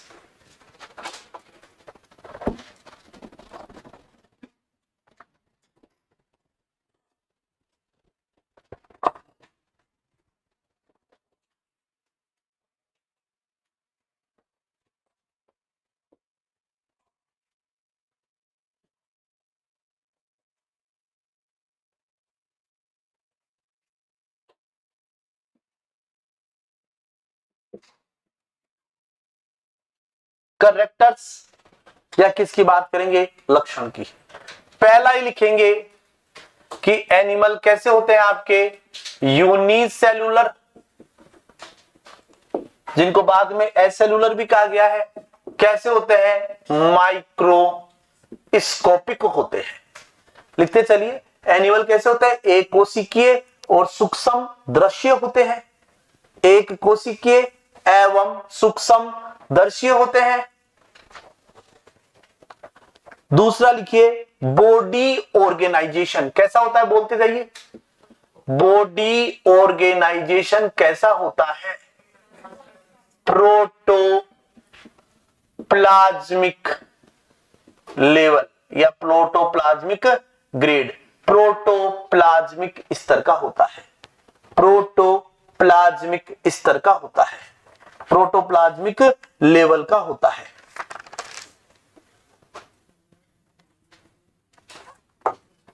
किस लेवल का होता है बच्चों? प्रोटोप्लाज्मिक स्तर का होता है। फिर आप लोग यहां पर बताएंगे, बॉडी की बात कर लें, बॉडी ऑर्गेनाइजेशन की बात कर ली, यहीं पर बात कर लेते हैं। बॉडी, बॉडी शेप, बॉडी का आकार। बॉडी का आकार कैसा हो सकता है? परिवर्तनशील, चेंजेबल। आकार क्या होता है? परिवर्तनशील होता है, यानी कि इररेगुलर बॉडी शेप हो। बॉडी शेप कैसी हो बच्चों? इररेगुलर। बॉडी शेप कैसी हो? नियमित हो। नियमित हो या निश्चित हो, जिसको आप लोग क्या बोल सकते हैं? रेगुलर हो। बॉडी शेप कैसी हो? परिवर्तनशील, या बॉडी शेप कैसी हो? रेगुलर। अगर बॉडी शेप इरेगुलर है, जैसे अमीबा, जैसे एग्जाम्पल क्या देंगे? अमीबा। अगर आप अमीबा को देखें तो अमीबा की बॉडी जो है वो बच्चों कैसी देखने को मिलती है? इररेगुलर। नियमित या निश्चित शेप देखें तो यहां पर क्या पाया जाता है? पेलिकल उपस्थित। पेलिकल उपस्थित। पेलिकल के कारण आकृति निश्चित हो जाती है। एग्जाम्पल के लिए दे सकते हैं पैरामीशियम, एग्जाम्पल दे सकते हैं ट्रिपेनोसोमा। क्या देंगे एग्जाम्पल? पैरामीशियम। एग्जाम्पल क्या देंगे? ट्रिपेनोसोमा। पैरामीशियम एग्जाम्पल क्या देंगे? ट्रिपेनोसोमा। पैरामीशियम और एग्जाम्पल क्या देंगे? ट्रिपेनोसोमा। यानी आकृति शरीर की कैसी होती है? निश्चित आकृति। यहां पर जैसे अगर आप लोग देखें तो ये भैया पैरामीशियम है, पैरामीशियम की जो आकृति है वो आकृति कैसी होती है? निश्चित होती है। और यहां पर आप लोग इसमें केंद्रक भी दो बना सकते हैं, एक बड़ा केंद्रक और एक होता है छोटा, मैक्रो न्यूक्लियस माइक्रो, ये आगे पढ़ लेंगे, ठीक है ना। तो क्या बताया? एनिमल कैसा होता है? यूनिसेलुलर होता है, माइक्रोस्कोपिक होता है। बॉडी ऑर्गेनाइजेशन कैसा होता है बच्चों? प्रोटोप्लाज्मिक ग्रेड का होता है। बॉडी शेप कैसी हो सकती है? चेंजेबल यानी इरेगुलर। कैसी हो सकती है? रेगुलर, ठीक है ना। ये परिवर्तनशील है, यहाँ पर बॉडी परिवर्तित नहीं होती। क्यों नहीं होती? क्योंकि यहाँ पर पेलिकल पाया जाता है, यहाँ पर पेलिकल नहीं पाया जाता। अमीबा का बाह्य आवरण प्लाज्मा झिल्ली का बना होता है। Plasma membrane fluid mosaic model सिद्धांत का पालन करती है। सिंगर निकोलसन का मॉडल होता है ना फ्लूइड मोजेक मॉडल, तो फ्लूइड मोजेक मॉडल के कारण क्या होती है? वो परिवर्तनशील है। जैसे झूला झूलता है ना, वैसे ऊपर नीचे लहर जैसे चाहे बना लेती है, तो वो परिवर्तनशील होती है, ठीक है ना। जबकि पैरामीशियम और ट्रिपेनोसोमा की बॉडी कैसी होती है? वो निश्चित शेप की होती है। क्यों होती है? क्योंकि उनमें क्या पाया जाता है? पेलिकल पाया जाता है। लिख लिया? आगे चलिए।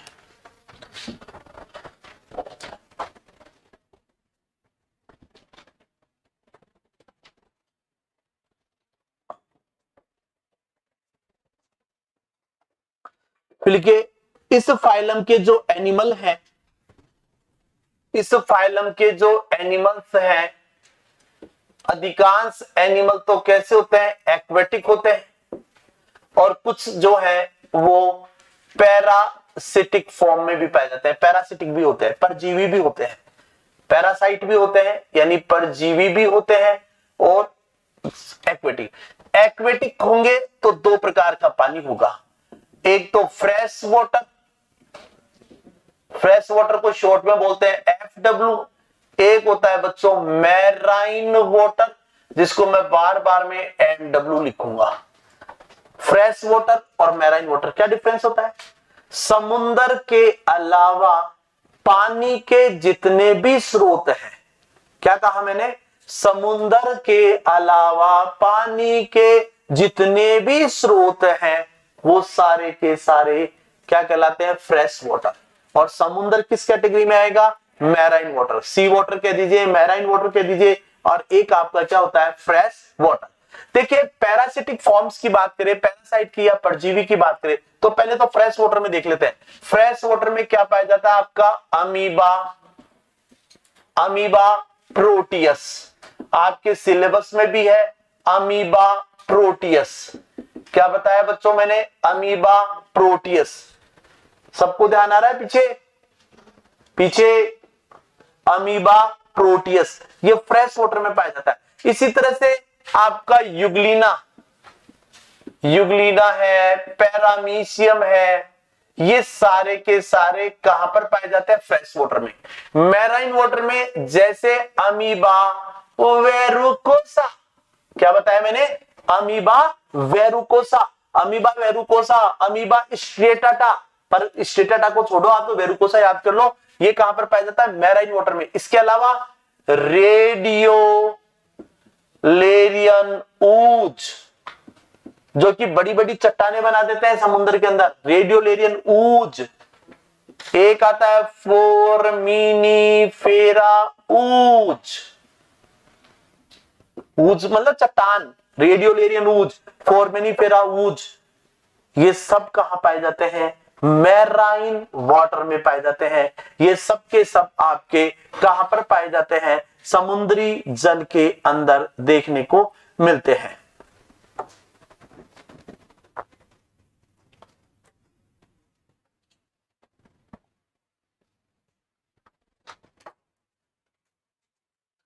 रेडियोलेरियन ऊज क्या बताया? फोरमिनीफेरा ऊज लिख लिया सबने।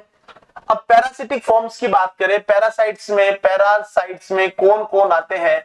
अगर हम लोग यहाँ पर पैरासाइट्स की बात करें, परजीवी की बात करें, तो परजीवी में पहला ही नाम शुमार होता है प्लाज्मोडियम, नाम आता है ट्रिपेनोसोमा, नाम आता है लीशमानिया डोनोवानी।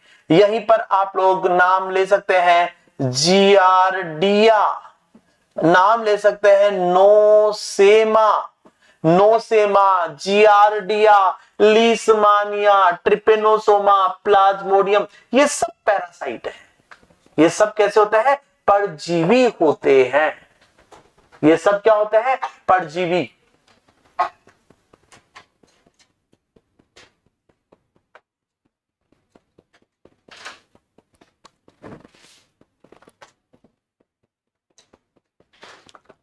एक बार लिख लिया क्या सबने? लिख लिया हो तो मेरी तरफ ध्यान दे। अभी क्या है कि आपकी ब्रेन की थोड़ी सी एक्सरसाइज करवा देता हूं, क्योंकि आपकी नसें हिल चुकी हैं, नाम आपको याद नहीं होंगे। मेरे साथ बोलिए फटाफट। देखिए बोलिए amoeba, Euglena, paramecium, amoeba, Euglena, paramecium, amoeba, Euglena, paramecium. बोलिए अमीबा, पैरामीशियम, यूग्लिना। अब मैं बार बार में यूज करूंगा रेडियोलेरियन ऊच, बोलो रेडियोलेरियन ऊच, फॉर्मिनिफेरा ऊच, रेडियोलेरियन ऊच, फॉर्मिनिफेरा ऊच, रेडियोलेरियन ऊच, फॉर्मिनिफेरा ऊच। बोलने के भी पैसे लग रहे हैं आपके, तो फिर मैं क्यों अपनी एनर्जी खर्च करता हूं? रेडियोलेरियन ऊच। और आपको पता है क्या होता है? आप तो यूं देखते हैं, अरे यार आपा क्या बोला, आप शर्म आता है? नहीं यार, इस शर्म के चक्कर में तो मर रहे हो, सारे खत्म हो रहे हो, खत्म हो रहे हो।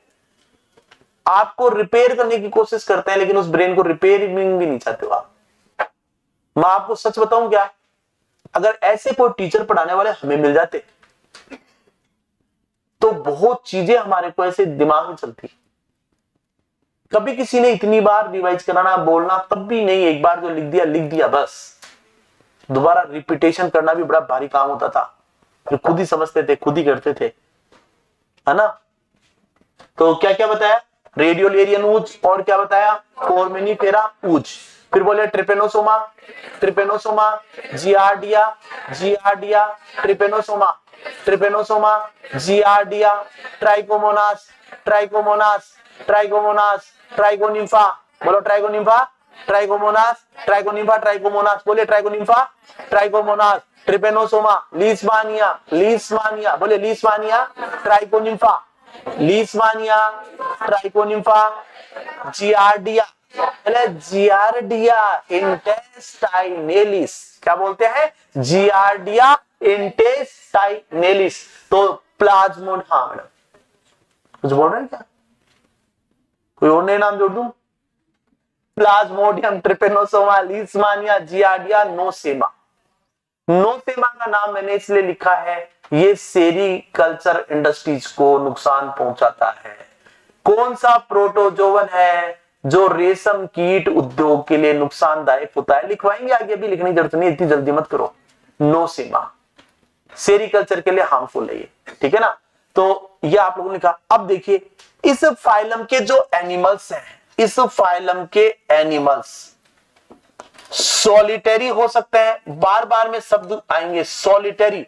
सॉलिटरी का मतलब होता है एकल, अकेला रहता है, जैसे फॉर एग्जांपल के लिए अमीबा। कॉलोनियल, कॉलोनी में रहते हैं, कॉलोनी बनाकर रहते हैं, उनके कॉलोनी के एग्जांपल ये दोनों डाल दो। कॉलोनी का एग्जांपल क्या है? रेडियोलेरियन ऊच, फॉर्मिनिफेरा ऊच, ये कॉलोनी है प्रोटोजोन्स की। रेडियोलेरियन ऊच और फॉर्मिनिफेरा ऊच लिख दीजिए। जंतु अकेला रह सकता है, एकल। कॉलोनियल निवई के रूप में रहते हैं। कॉलोनियल का मतलब होता है निवई, ग्रुप में रहना, निवई। कॉलोनियल है निवई, निवई।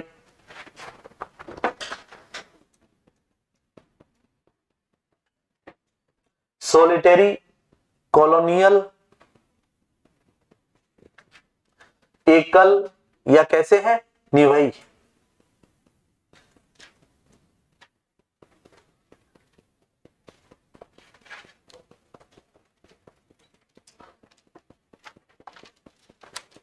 हो गया। अब आप लोग यहां पर बताएंगे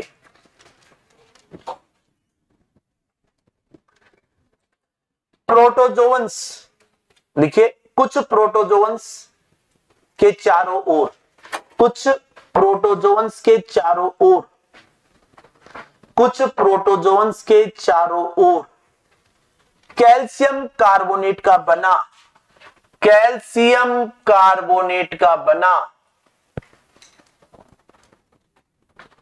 एक ढीला ढाला बाह्य कंकाल पाया जाता है। एक ढीला ढाला, ऐसा ल्यूज कवर, एक ढीला ढाला, ढीला ढाला क्या पाया जाता है? बाह्य बाह्य आवरण, बाह्य कंकाल पाया जाता है। इसे लोरिका हाउस कहते हैं, लोरिका हाउस। प्रोटोजोन के घर का नाम क्या है? Lorica house. प्रोटोजोन के हाउस का नाम क्या है भैया? Lorica house. जैसे होता है इग्नू फिग्नू, क्या कहते हो? कहीं इग्लू कहते हैं, हाँ वो मेरे को इग्नू याद था, इग्लू, हाँ लोरिका हाउस। लिख लिया? ऐसे सोच लो घर जाके अपने पापा का कुर्ता पहन लेना लोरिका हाउस बन जाएगा ठीक है ना। तो अब इधर वापस ध्यान दीजिए, देखिए क्या क्या बताया गया आप लोगों को। देखिए इस फाइलम के अंदर मैंने बताया कि ये जो फाइलम है आपका तीसरा सबसे बड़ा फाइलम है। प्रोटोजोआ की स्टडी क्या कहलाती है? प्रोटोजूलॉजी कहलाती है। इसकी खोज किसने की थी? ल्यूवेनहोक। ल्यूवेनहोक ने वास्तव में खोज की थी अमीबा की, तो इसका खोज का क्रेडिट किसको गया? ल्यूवेनहोक को। और फिर आप लोग यहां पर बताएंगे नाम किसने दिया? गोल्डफस ने। Protozoa term was given by Goldfuss. Protozoan जो है वो कैसे होते हैं? यूनिसेलुलर। लेकिन डोबेल ने क्या कहा? एसेलुलर, कि भैया एक ही सेल है वो सारे काम कर देती है, सारी उपापचयी क्रियाओं का नियंत्रण एक सेल के द्वारा ही होता है। क्या कह दिया उसको? एसेलुलर। फिर उसके बाद में आप लोग यहां पर बताएंगे एनिमल यूनिसेलुलर और एसेलुलर, माइक्रोस्कोपिक होता है। प्रोटोप्लाज्म भी किसके अंदर? बॉडी ऑर्गेनाइजेशन पाया जाता है। फिर आप लोग बताएंगे भैया इस फाइलम के जो एनिमल है वो आपके रेगुलर बॉडी से भी हो सकती है, इरेगुलर। इरेगुलर का एग्जांपल अमीबा, रेगुलर का पैरामीशियम, और क्या दिया मैंने आपको? ट्रिपेनोसोमा। फिर मैंने आप लोगों को बताया कि इस फाइलम के जो एनिमल है वो आपके फ्रेश वाटर में एक्वेटिक भी हो सकते हैं और पैरासाइट। एक्वेटिक में भी दो चीजें देखते हैं, फ्रेश वाटर और मैराइन वाटर। फ्रेश वाटर में कौन पाया जाता है? Amoeba, Proteus.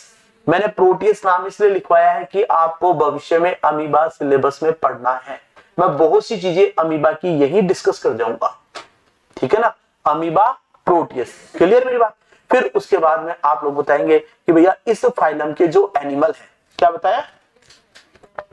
इस फाइलम के जो इस फाइलम का क्या, जैसे मैराइन वाटर, मैराइन वाटर में क्या पाया जाता है? अमीबा, वेरुकोसा। इसके अलावा क्या बताया? फोरमिनीफेरा ऊज, और क्या बताया? रेडियोलेरियन ऊज पाई जाती है। फिर बताया एनिमल कहता है कि भैया मैं तो अकेला रहूंगा, जैसे अमीबा।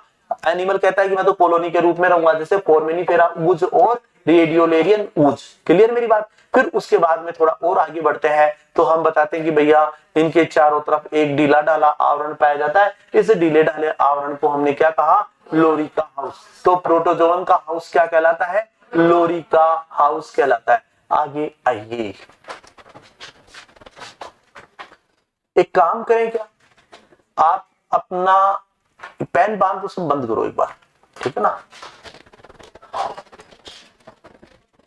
एक बार मेरा मन भी था एक रिवीजन देते हैं ऊपर वाले का।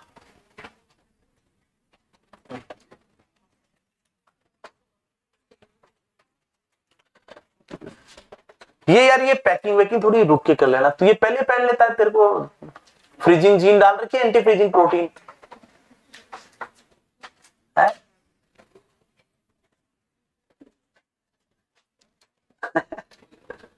ये भी क्या है कि हमारे कभी एंटी फ्रीज प्रोटीन और कभी जंपिंग जीन। आइए अब हम लोग यहां पर बच्चों बात करते हैं एनिमल क्लासिफिकेशन का जो बेस था।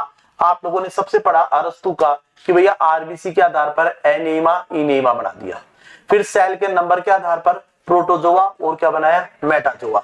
फिर साहब हमने क्या किया, कहा कि भैया नहीं हमारे को तो बॉडी प्लान वो बनाते हैं, इसका क्या कहते हैं सेलुलर, और इसका बॉडी ऑर्गेनाइजेशन देखते हैं। तो बॉडी ऑर्गेनाइजेशन के आधार पर कहा ये प्रोटोप्लाज्मिक है, ये सेलुलर ग्रेड है, ये क्या है आपका सेलुलर टिश्यू ग्रेड है, ये आपका क्या है टिश्यू ग्रेड है, ये ऑर्गन ग्रेड है, ये ऑर्गन सिस्टम ग्रेड है। हमने कहा प्रोटोप्लाज्मिक परीक्षा में आता है, याद रखना प्रोटोजोआ के अंदर होता है। सेलुलर ग्रेड कभी कभी परीक्षा में आ जाता है, ये किसमें होता है पोरीफेरा में। कभी कभार एक आध बार परीक्षा में पूछा गया है सेलुलर टिश्यू ग्रेड आपका सिलेंट्रेट्स में, और टिश्यू ग्रेड आपका किसमें है, किसमें टीनोफोरा में, और ऑर्गन ग्रेड जो है प्लेटीहेलमिन्थेस में, जो कभी नहीं पूछा गया, ऑर्गन सिस्टम एसके हेलमिन्थेस से लेकर कोर्डेटा में, जो कभी नहीं पूछा जाता। फिर उसके बाद में आप लोग बताएंगे कि साहब सिमेट्री के आधार पर हम एनिमल्स को डिवाइड करते हैं। अगर सिमेट्री के आधार पर हम बैठ जाए एनिमल को डिवाइड करने के लिए, हम कहेंगे asymmetrical, radial symmetry, bilateral symmetry. Asymmetrical यार ये अमीबा को डाल दो, साला चेंज होता रहता है आकार, ठीक है ना, एसिमेट्री हो गई। दूसरा रेडियल सिमेट्री में हम देखते हैं कि साहब एनिमल को किसी भी कार्ड से काटो, एनिमल कहता है मैं तो दो बराबर भागों में बढ़ जाऊंगा। हमने कहा कि बढ़ जा, और नाम एग्जाम्पल दे दिया हमने, क्या दिया सिलेंट्रेटा, जिसको निडेरिया भी कहते हैं। फिर हमने एग्जाम्पल क्या दिया यहाँ पर टीनोफोरा, जिसमें बाइरेडियल सिमेट्री पाई जाती है। फिर सिलेंट्रेटा में से एक एनिमल आया जिसने स्ट्राइक कर दी, नहीं मेरे अंदर भी क्या पाई जाती है, बाइरेडियल सिमेट्री पाई जाती है। तो हमने कहा तेरे को भी डाल दो भैया, किसको डाल दिया, सिएनिमोन को। सिएनिमोन और टीनोफोरा दोनों में बाइरेडियल सिमेट्री पाई जाती है। फिर बाकी जितने भी बच गए सबको कहा कि बाइलेटरल सिमेट्री दे दो, प्लेटीहेलमिन्थेस से लेकर सारे क्वाड्रेट्स तक। फिर साहब क्लासिफिकेशन, फिर आगे बढ़ा तो हमने क्या किया साहब, किसके आधार पर बांटा, किसके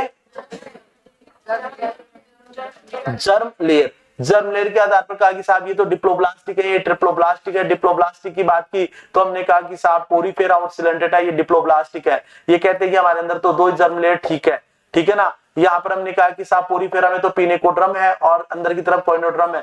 पिनेकोड्रम कहता है मैं पिनेकोसाइट्स का बनाता हूँ, कोइनोड्रम कहता है मैं कोइनोसाइट्स का बनाता हूँ। मेरे अंदर क्या पाई जाती है, कोलर सेल्स पाई जाती है। एग्जामिनर कहता है परीक्षा के लिए कोलर सेल्स बहुत इंपॉर्टेंट है, ये परीक्षा में पूछी जाती है। फिर उसके बाद में हमने कहा कि भैया पिनेकोड्रम कोइनोड्रम दोनों के बीच में क्या पाया जाता है, मेसेनकाइम। इसी तरह से हमने बताया कि सिलेंट्रेटा के अंदर बाहर की तरफ एक्टोडर्मिस, अंदर एंडोडर्मिस, दोनों के बीच में मेसोगिलिया पाया जाता है। शायद ये लिखा नहीं था, स्लिप हो गया माइंड से, पर कोई नहीं, फाइलम सिलेंट्रेटा आता तब हो जाता। दोनों के बीच में क्या पाया जाता है, मीजोगिलिया। घर पे लिख लेना आराम से तसल्ली से, क्यों टेंशन लेते हो, आगे आ जाएगा, घबराने की जरूरत नहीं है, ठीक है ना। फिर उसके बाद में ट्रिप्लोब्लास्टिक का की प्लेट, ये आपका इसको लो भैया, किसको, टीनोफोरा को पकड़ो और टीनोफोरा से लेकर कोर्डेटा तक सबको ट्रिप्लोब्लास्टिक में डाल दो। फिर उसके बाद में साहब हम आगे आ गए किसमें, सिलोम के आधार पर। सिलोम ही आएगा, सिलोम के आधार पर हमने कहा ये एसिलोमेट है, ये स्यूडोसिलोमेट है, ये ट्रूसिलोमेट है। एसिलोमेट प्लेटीहेलमिन्थेस, कहा कि एक्टोड्रम और एंडोड्रम के बीच में मीजोड्रम जो है वो मेसेनकाइम्स या पैरेन्काइमेटस सेल्स का पूरा एक ग्रुप है जो पैक है, कोई जगह ही नहीं है जिसको हम कैविटी कहते हैं। फिर साहब एस्केरिस के अंदर देखा हमने, एस्केरिस के अंदर, रोटीफर्स के अंदर, निमेटोड्स के अंदर, गैस्ट्रोट्राइका के अंदर, ठीक है ना। तो क्या देखने को मिला, यह हमें देखने को मिलता है कि भैया यहाँ पर मीजोड्रम पाउच के रूप में, छोटे छोटे पैकेट के रूप में प्रेजेंट है, कैविटी बन गई। ये जो कैविटी बनती है वो ब्लास्टोसील से बनती है, इस मीजोड्रम से नहीं बनती, इसलिए इसको कहते हैं स्यूडोसिलोम। और ऐसे एनिमल जिनमें स्यूडोसिलोम पाई जाती है उनको स्यूडोसिलोमेट कहते हैं। फिर हमने कहा था यूसिलोमेट की तरफ भी थोड़ा घूम फिर आ जाते हैं, वो बहुत देर से इंतजार कर रहे हैं। हमने कहा यूसिलोमेट दो प्रकार के हो गए, साइजोसिलोमेट हो गए और क्या हो गया आपका एंटेरोसिलोमेट। साइजोसिलोमेट में हमने कहा कि इनमें डाल दो यार, कौन कौन डालेंगे, जैसे एनिलिडा को डाल दो, आर्थ्रोपोडा को डाल दो और मोलस्का को डाल दीजिए। डाल दिया साहब, किसमें, साइजोसिलोमेट में। साइजोसिलोमेट कहते हैं कि भैया ब्लास्टोपोर के पास में विशेष प्रकार की कोशिकाएं 4D सेल्स या टीलियोब्लास्ट कोशिकाएं बनती है। ये कहती है कि हम मीजोड्रम बनाएंगे, मीजोड्रम कहता है कि मैं विपाटित होकर सिलोम बनाऊंगा, मेरे अंदर स्प्लिटिंग होगी तो मेरी सिलोम का नाम साइजोसिलोम जरूर रख देना। और हमने वैसा ही किया, नाम क्या रख दिया, साइजोसिलोम। दूसरी तरफ क्या हुआ, दूसरी तरफ एंटेरोसिलोम, वहां कहती है एंडोड्रम कहती है मैं पाउच बनाऊंगी मीजोड्रम के।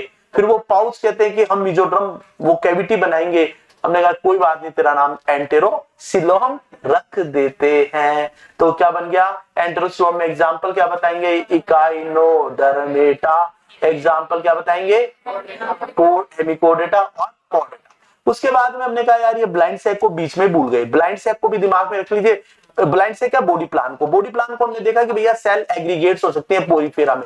फिर हमने कहा था यार एक ओपनिंग हो सकती है, सिंगल ओपनिंग, और ओपनिंग भी कैसी है कि यही मुख और गुदा दोनों का काम करेगी, इधर से ही, समझ गए। इसको हमने क्या कहा, single blind sac body plan. और ये जो ब्लाइंड सैक बॉडी प्लान था उसके बाद में आगे गए तो tube with in tube plan, परीक्षा में सवाल पूछा जाता है। नली के भीतर नली, एनिलिडा, आर्थ्रोपोडा, सब में एस्केल सब में tube with in tube plan है कोर्डेटा तक। फिर उसके बाद में कहा कि साहब आगे चलते हैं, इसमें सेगमेंटेशन में कहा, सेगमेंटेशन में कहा भैया दो प्रकार का, false segmentation, true segmentation. False segmentation की बात करें तो आप लोग बताएंगे सूडो मेटामेरिज्म भी कह सकते हैं, सूडो सेगमेंटेशन भी कह सकते हैं। एग्जांपल दो कि प्लेटीहेलमिन्थेस के अंदर क्लास सिस्टोडा के अंदर सिटीनिया सोलियम। फिर उसके बाद में चलते हैं भैया इधर, किधर चले, मेटामेरिज्म। अगर आप मेटामेरिज्म की बात करें तो ऐसे एनिमल जिनमें एक्सटर्नल और इंटरनल दोनों प्रकार का मेटामेरिज्म देखने को मिलता है, सेगमेंट का क्रमिक रूप से रिपीटेशन देखने को मिलता है, मेटामियर कहलाते हैं। यहां पर एग्जांपल देंगे आर्थ्रोपोडा और एनिलिडा, एग्जाम्पल देंगे मसल्स में मायोटोम्स, एग्जाम्पल दे सकते हैं वर्टिब्रल कॉलम में जो वर्टिब्री अरेंज होती है, वो भी मेटामेरिज्म का बढ़िया एग्जाम्पल है। फिर उसके बाद में आप लोग बताएंगे क्या, एनिमल्स को एम्ब्रियोनिक डेवलपमेंट के आधार पर फिर दो भागों में बांटा, प्रोटोस्टॉर्म्स क्या बनाया, ड्यूटेरोस्टॉर्म्स। प्रोटोस्टॉर्म्स में कहा कि ब्लास्टोपोर से माउथ बनता है। फिर ड्यूटेरोस्टॉर्म्स में बताया कि क्लास में हमारे बच्चों ने बताया था कि ब्लास्टोपोर से एनस बनता है, जिसका हमने थोड़ा सा इंप्रूवमेंट करवा दिया। क्या बनता है, किसी अन्य छिद्र से माउथ बने, क्या बोलेंगे, ड्यूटेरोस्टॉर्म। प्रोटोस्टॉर्म्स का एग्जाम्पल सबने याद कर लिया, एसिलोमेट यानी प्लेटीहेलमिन्थेस, सूडोसिलोमेट यानी एस्केहेलमिन्थेस निमेटोड्स, ठीक है ना, और रोटिफर्स। और इसी तरह से आपको मैंने बताया साइजोसिलोमेट जिसमें एनिलिडा, आर्थ्रोपोडा और मोलस्का। एंटेरोसिलोमेट में एग्जांपल हमने दिए phylum Echinodermata, phylum hemichordata, phylum chordates, ठीक है। फिर उसके बाद में साहब ये हमारा क्लासिफिकेशन वाला पार्ट जो था वो समाप्त हुआ, ठीक है ना। और इसी के अंदर हमने पढ़ा था होलोटाइप। पहली बार कोई स्पेसिमेन देखा किसी ऑथर ने, कह दिया होलोटाइप। अगर उसी के आसपास उसके जैसे और है तो हमने उसको क्या कह दिया, आइसोटाइप। और किसी दूसरे गांव में किसी दूसरी साइट के ऊपर वही स्पेसिमेन देखा गया, नाम क्या दे दिया, पैराटाइप। और लैक्टोटाइप साहब खोजबीन करते समय होलोटाइप को भूल गए, होलोटाइप के बिना ही हमने हमारा पेपर पब्लिश करवा दिया, क्या कह देंगे, लैक्टोटाइप, ठीक है। तो ये बाकी की चीजें आप लोग करते रहना। ओके भैया, all is well, good night.